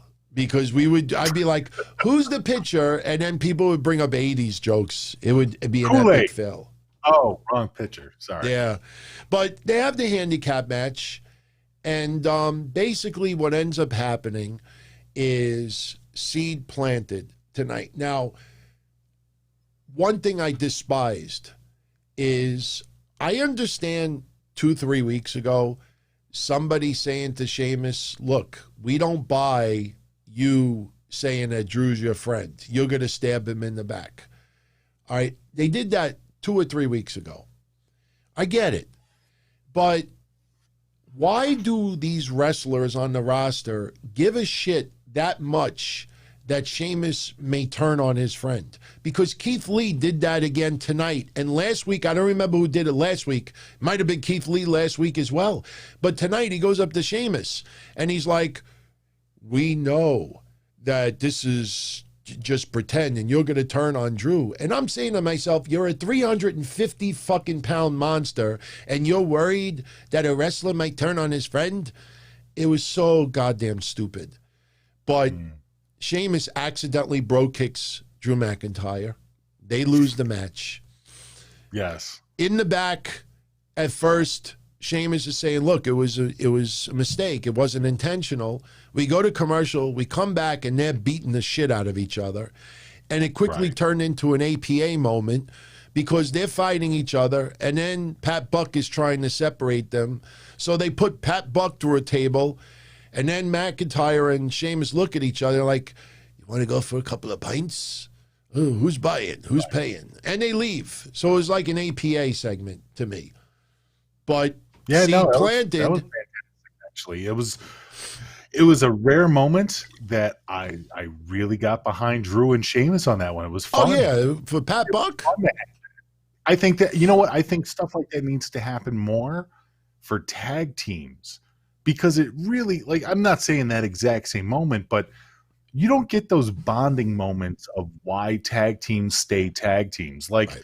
you know, back in the day, tag teams did stuff in the ring. They did stuff in promos. They did stuff in vignettes where they kind of showed you why they stuck together. You know, like you said, the APA, they'd have the poker table, and week after week, people would come in there asking for their help or Crash Holly or whatever it was. And you started to see the dynamic of why the tag team stayed together and what they were doing. And I thought even tonight, even though Sheamus and Drew will eventually turn on each other at some point, I thought it was interesting that they could have a knockdown fight between each other and still just kind of blow it off like, hey, want to go get a beer? Yeah, let's go get a beer. Like, that's what, God, I hate to say this, that's what that's what a bromance is. A bro union, where they would actually beat the hell out of each other, and then they would just fix it by going to have a beer and just knocking a couple of cold ones back, you know? By the way, now I know why everybody said Trevor Bauer. I did the Google search while you were saying that, and the first 40 posts that came up all said Trevor Bauer. So everybody was like, Trevor Bauer? No, it wasn't him. He did that out of frustration, but there is a baseball player that used to always throw it, like the last throw. But I'll look it up. But, you know, look, this segment wasn't bad. This is to plant the seed. Yeah. I actually found it. Luke Haggerty. He had a tendency for throwing the baseball over 17-inch wide plates, flying over fences and into nets and onto fields. Maybe. 37-year-old. He's probably 30 now. Maybe. No, that's the fact, Ember Moon thing. She went from Mama wants some gold, baby. Then baby turned into maybe. Now it's Mama wants a little gold, maybe. So I'll look it up. I think you're right, though, because it's not a well-known name. But yeah, there's an article on ESPN going into it talking about, you know, comeback story and everything else like that, and how they were worried about, you know, him busting up his arm. But yeah, he used to throw balls over fences and over the actual nets too. Yeah, I think you're right. Now, to try to give suspension of disbelief, is that the way to really label this? That Cedric and Shelton has a shot at the Raw tag titles?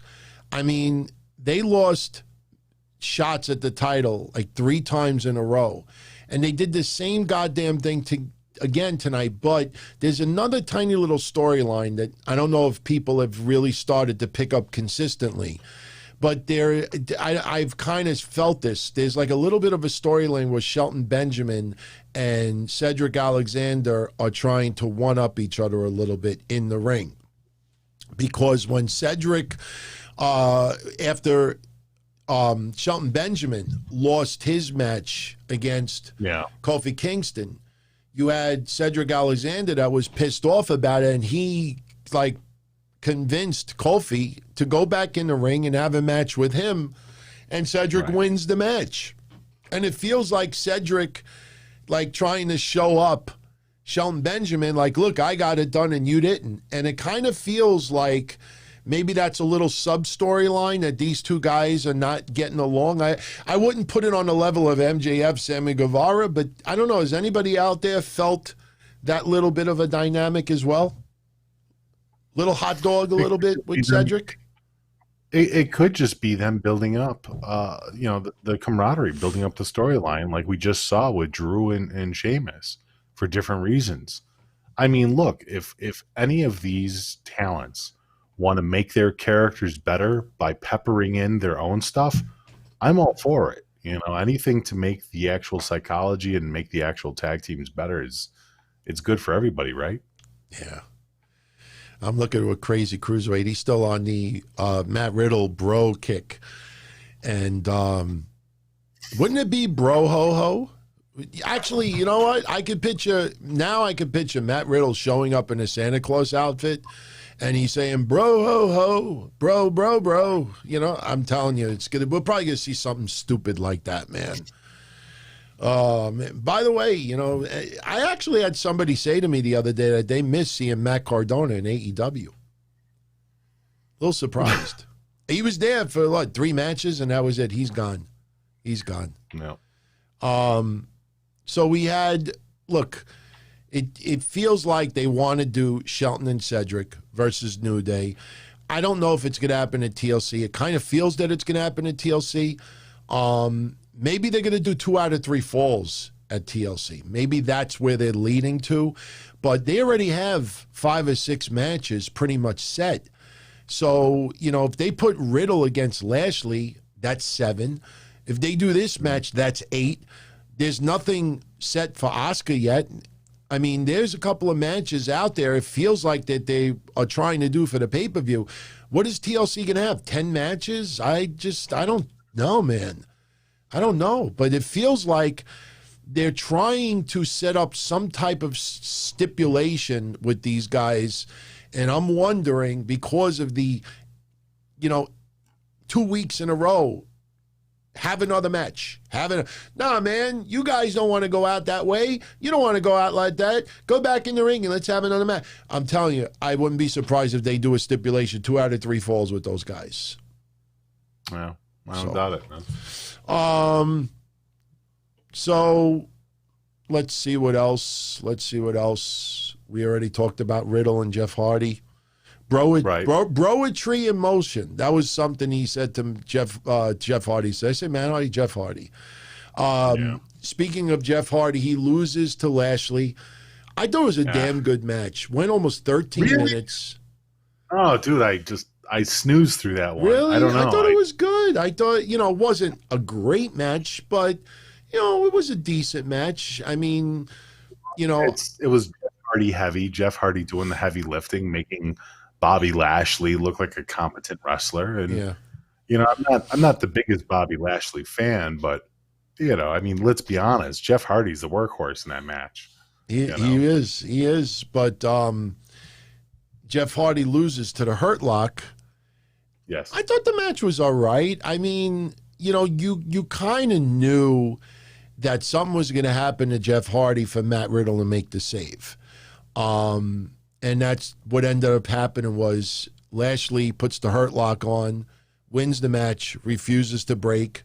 So Matt Riddle tries to get him to break the hold, and I think Lashley just threw Jeff Hardy into Matt Riddle.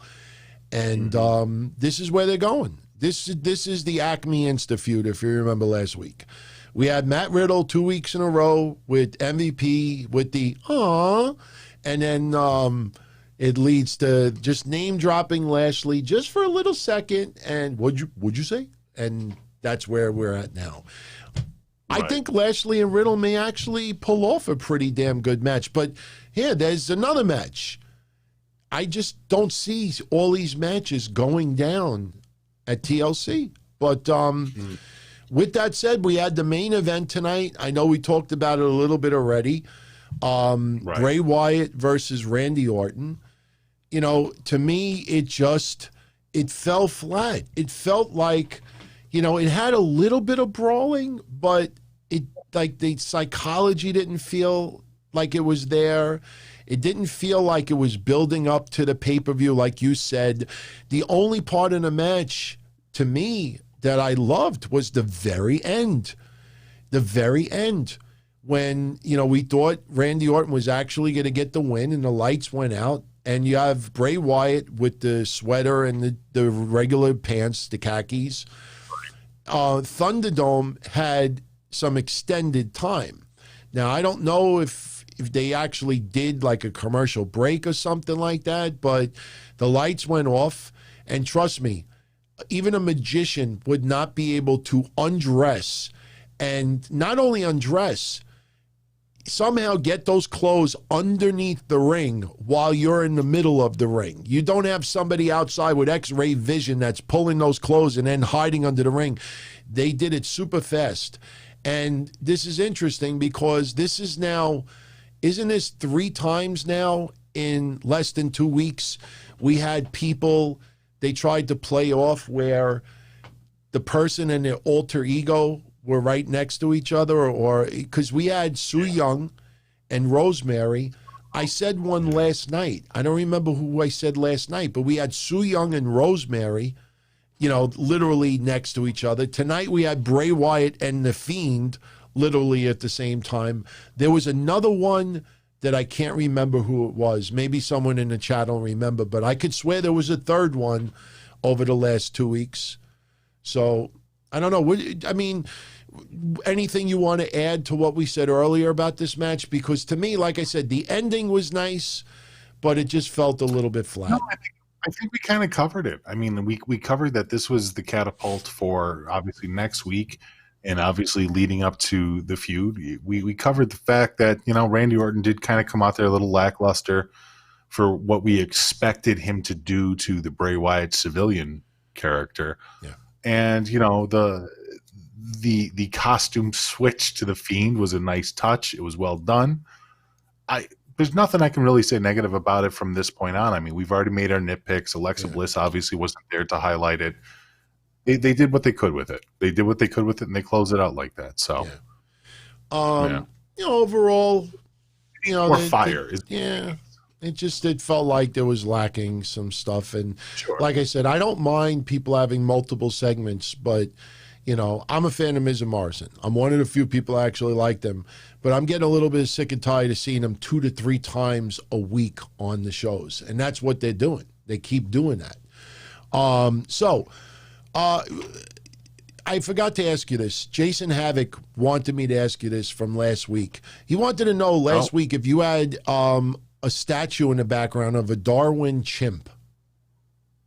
Oh, yeah, I still have it up there. Do you? Okay, because he said that he used to have a replica one, and he said, was that a Darwin chimp? So, okay. All right, yeah. I don't know if you can see it. Yeah, I can see a little bit. It's a little dark, but I can see it. All right. Very cool, very cool. So, everyone, don't forget, if you're interested on Impact Wrestling Tuesday night, Kenny Omega will be doing an interview segment. You know, getting a little bit of, you know, involvement, get a little publicity out of it. So how do you feel about AEW and Impact doing a little bit of work together? Does this feel like this is what Billy Corgan should have been doing? Yes. You know, I talked a little bit about this on Thursday with Joe, and we talked about one of the interviews that the Young Bucks did, or both of the Young Bucks did. I forgot the name of the podcast. No offense to them if they are listening. But they went on this show, and they were talking about the idea that the territories from back in the day kind of excited them, and that they want the direction of AEW to kind of be a loose version of the territories where they can have their talent and talent from different companies crossing over at various points. And I think when Billy and Lagana and everybody else that was involved with the NWA back during Power, and even before then, I think that was kind of the set stone that the NWA wanted to kind of revive, was this working relationship with different companies for the benefit of all. And obviously we've seen, you know, the turn that's taken for the NWA because of COVID and everything else. And even though Shockwave debuted last week, and we got the new episode already up for Patreons of the NWA, it's not going to be the barn burner that we're expecting the NWA to hold up. But if AEW and the Young Bucks kind of have this same goal, this mindset to make more promotions available from New Japan to Impact to ROH to et cetera, in order to have crossover talent, I mean, isn't that kind of what we all dream about as fans? Isn't that literally what makes fantasy matches? Yeah. When you have people from your favorite company versus people from another company that you want to see fight? Yeah. I mean, back in the day, even during the Attitude Era, during the Monday Night Wars, while we got some crossover during the Invasion angle, which was poorly done by the McMahons, that time was a time for a lot of fans to have those fantasy moments of, what would it be like if it was Sting versus The Undertaker? We didn't get it, but there were still all these fantasy ideas. Right. So if AEW's premise or at least the Young Bucks premise in AEW, is to expand the company into multiple different federations and promotions, I'm all for it. I'm not the most vocal AEW supporter. There are aspects of the company that I absolutely adore. And then there are aspects of the company that I really dislike. But if this is one of the directions that the company is planning on going down, I'm all for it. I think that is a brilliant move. That's a brilliant strategy. And in 2020, where everybody's connected online through streaming, through networks, it makes no sense to have these individualized companies that can't even acknowledge other companies' existence. So if AEW is going to break down these borders, these barriers that have been built up over the last 20, 30, 40 years, and kind of bring it back to the territory days where you would see people like Ric Flair and Dusty Rhodes in different promotions all across the Midwest or down south in Texas or in the Georgia area. If they're trying to bring any kind of semblance of that back on a global scale, obviously with the internet and makes everything else. Makes the AEW heavyweight title feel much more important. The AEW heavyweight title could be other smaller promotions to a bigger, grandiose level too.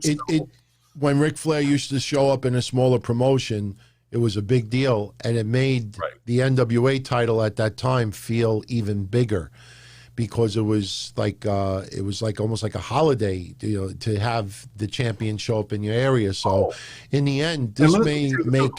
Ryan Alpha is misunderstanding me. He's saying that Tony Khan is buying the TNA NWA. It's not a purchasing. It's these. He wants these promotions. They want these promotions to operate independently of each other, but to use each other as a platform in order, A, to get more experience, and B, to get more exposure. I don't think that anybody's purchasing these other companies. Yeah, no. I'm just saying. Just clarify. Sorry. All right. Well, we got Kenny Omega on Tuesday, and then the Sting stuff on Wednesday. We'll talk about Sting next week because, like I said, a lot of people right now are assuming they know what he is going to be doing. We don't know. Let's see what the interview segment is with Shivani on Wednesday. I want to see what happens with the Arn Anderson stuff. I think that all ties in, and then we'll react to it next week. So, sure. Very quickly, Mauro Ranallo did an interview with PostWrestling.com. I don't think there's much to really react on this, but I wanted to just read to you his explanation as to why he left WWE this time. I think it's a little bit interesting when you think about who he was commentating with when he left. He says, and I quote, and this transcript is courtesy of Fightful, by the way.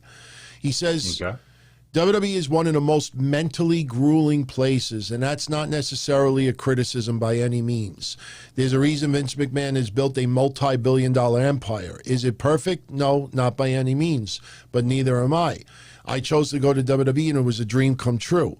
I wanted to work with WWE because I thought it would be an affirmation of my achievements as a broadcaster, but because of the connection I had with pro wrestling. I thought Jerry Lawler and Byron Saxton and I had instant chemistry, but they made changes they felt they had to make.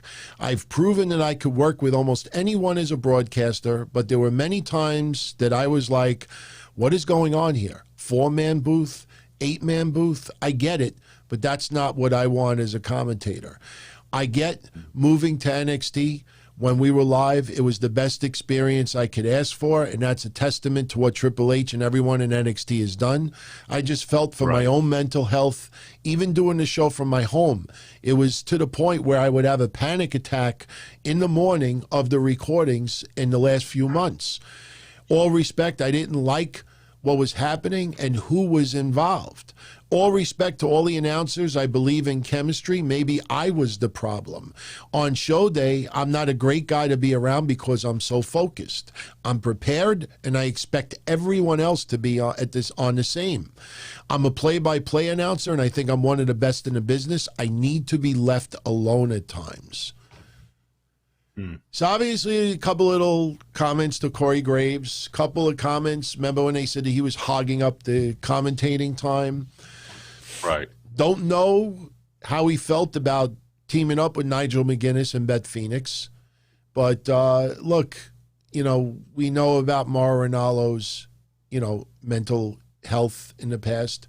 He seems to be in a better place now, but I figured I'd share that so you can hear a little bit of how he felt leaving the company. So, right. And Rothman, believe me, I stumble a lot of times reading stuff. Sometimes I could read without stumbling, and sometimes I look like I'm reading Japanese. So finally tonight, and by the way, you and I had that nice little discussion last week about Mike Tyson. We were all for him having that boxing match. Oh, yeah. Biggest pay-per-view buy rate of 2020. 1.4 million buys or something like that. It was over a million. Biggest pay-per-view buy rate of 2020. Makes That's sense. including all the MMA events. So anyway, close this out. Slammy Awards, Wednesday, December 23rd.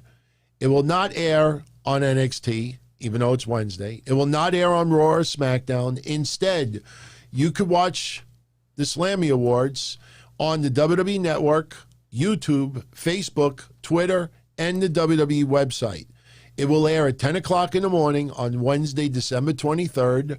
NXT is not involved in the Slammies this year because they are going to do a best of.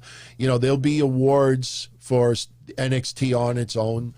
But I'm going to just read everybody quickly the categories, and then we'll cover it, when it goes down. But we have Superstar of the Year. And the nominees are Drew McIntyre, Roman Reigns, Randy Orton, Braun Strowman, The Fiend, Bray Wyatt, Asuka, Sasha Banks, Bayley, Becky Lynch, Charlotte Flair. That is for Superstar of the Year. Match of the Year, you have Undertaker versus AJ from WrestleMania, New Day versus The Hurt Business from Raw a couple of weeks ago, Edge versus Randy Orton from Backlash, the greatest wrestling match ever, the Men's Royal Rumble match, AJ Styles versus Daniel Bryan in the IC title tournament finals from SmackDown in June, Roman Reigns versus Jey Uso, Hell in a Cell, you have Sasha Banks versus Bayley, Hell in a Cell, AJ versus Sami Zayn versus Jeff Hardy for the IC title at Clash of Champions. That was a pretty damn good match.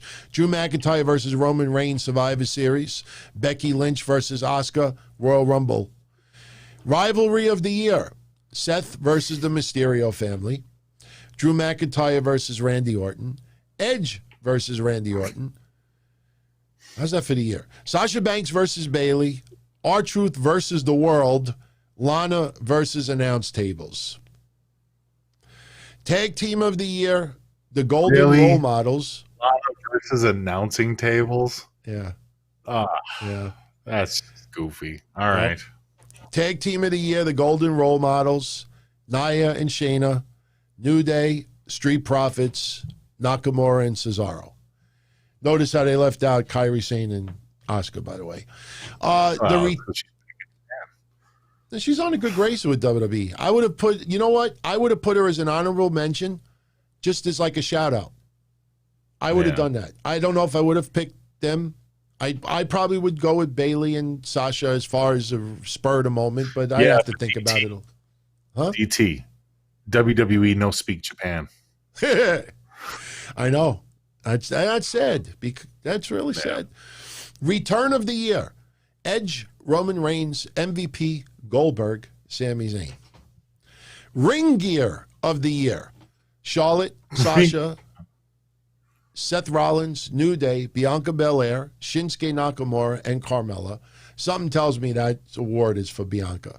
Breakout Star of the Year. Dominic Mysterio, Bianca Belair, Otis, The Street Profits, Murphy. And Female Superstar of the Year. Asuka, Sasha Banks, Bayley, Becky Lynch, Charlotte Flair. Male Superstar of the Year, Drew McIntyre, Roman Reigns, Randy Orton, Braun Strowman, or The Fiend, Bray Wyatt. Moment of the Year, this is the last category. Moment of the Year, The Undertaker's final farewell from Survivor Series. Drew beating Brock at WrestleMania. Becky Lynch announcing she's pregnant. Edge returning to the Royal Rumble. New Day's farewell address once they got drafted. Roman Reigns and Paul Heyman unite. Bailey betrays Sasha Banks, or the New Day getting drafted to different brands. That's it. For me, Edge's return in the Royal Rumble is probably my moment of the year from that list. Yeah, but they're going to give it to The Undertaker. Yeah. Gotta. Right. Look at all those stars. We had all those stars in the ring for The Undertaker. It's got to win. You sound like a cross of Undertaker and Triple H. You got to be like, he's got to win. You just got to put an at the end, and that's Undertaker. You got to say, rest in peace. Yeah. Anyway, everybody, we're almost at 2 hours. We're going to finish under 2 hours. Very rare. But any last comments before we go? No, fun show. Really enjoyed War Games. If you guys didn't get a chance to check it out, look, based on DT's recommendation and my own, look, if you don't usually watch NXT, I would say give it a shot. Yeah, take a look. It was overall a very good night. It was one of the better events of the year, so I would definitely recommend that. Which is great considering we're coming off a Halloween Havoc, which I also absolutely praise the hell out of. So fantastic back to back for NXT. They do great at events. Other than that, obviously I do the show on Thursdays, and I believe either tomorrow or Wednesday, Joe and I will have a Frank and Gus on the Wrestling Soup Patreon, as well as Thursday night, Wrestling Soup, 7:30 p.m. Eastern Standard Time. You can find us on Discord, Mixler, and wherever else we're at. So much love to everyone for joining us. Much love to everyone subscribing, and thank you for the super chat. Crazy. At least we got one tonight. I want to show you this before you go. That is going to be starting Friday. ThunderDome is moving to Tropicana Field, home of the Tampa Bay Rays. They will no longer be in the Amway Center because basketball needs to come in. So that was a shot, I think, today of them building ThunderDome for Tropicana Field. Good. So it's pretty good. By the way, everyone, I'll plug my Patreon as well. Mish is on there too, by the way. Last week, 7 days, 7 posts. You had 3 Patreon exclusive shows, one hosted by myself solo, one hosted by Kev and his lady Fentrez, one hosted by Mish and myself. You also had the 4 non-Patreon shows that you get here, ad-free versions of that. So you got 4 ad-free shows, and you got 3 Patreon exclusive shows all last week. You got places that post once every 2 weeks, sometimes once a month. You got 7 in 1 week. So everyone, Mish, have a great night. Much love. We're going to be done within 2 hours. I love it. I know. It's crazy. Yeah. Much love, everyone. Be well, my friend. Stay safe. Talk to you soon. All right, everybody. I'm out of here. As I said earlier, before you go, if you enjoyed today's show, I appreciate it if you give it a thumbs up. If you didn't like the show for any reason, give it a thumbs down, post your comments. And as you see, as of Friday, we are really going, all out to get back to everybody's comments. Remember the Q&As. Next week, I do the next Q&A. So the thread is up there. If you want to post any questions that you want me to cover on next week's Q&A, go check it out. And that's it. I'll be back here Wednesday for Wednesday Night Dynamite. And if you're on Patreon, Mish and I will be back again Tuesday night, tomorrow night. We'll be doing a regular breakfast soup with Q&As and all that other stuff. So definitely check it out. So everyone, much love. I'm out of here. Have a great night. Stay safe. Happy holidays. I love the Christmas colors. And I think tonight we were buffer free. So, we're going in the right direction, everybody. Full steam ahead. We take a little step back once in a while, but the idea is if you take 1 step back, take 2 steps forward. Don't listen to Jake Atlas or what he said last week. Oh, I take 3 steps back and then I take a big step forward. No, I'm not. Take 1 step back and 3 steps forward. Anyway, be well, everyone. Have a great night, and I will catch you all again soon. Ciao, everybody.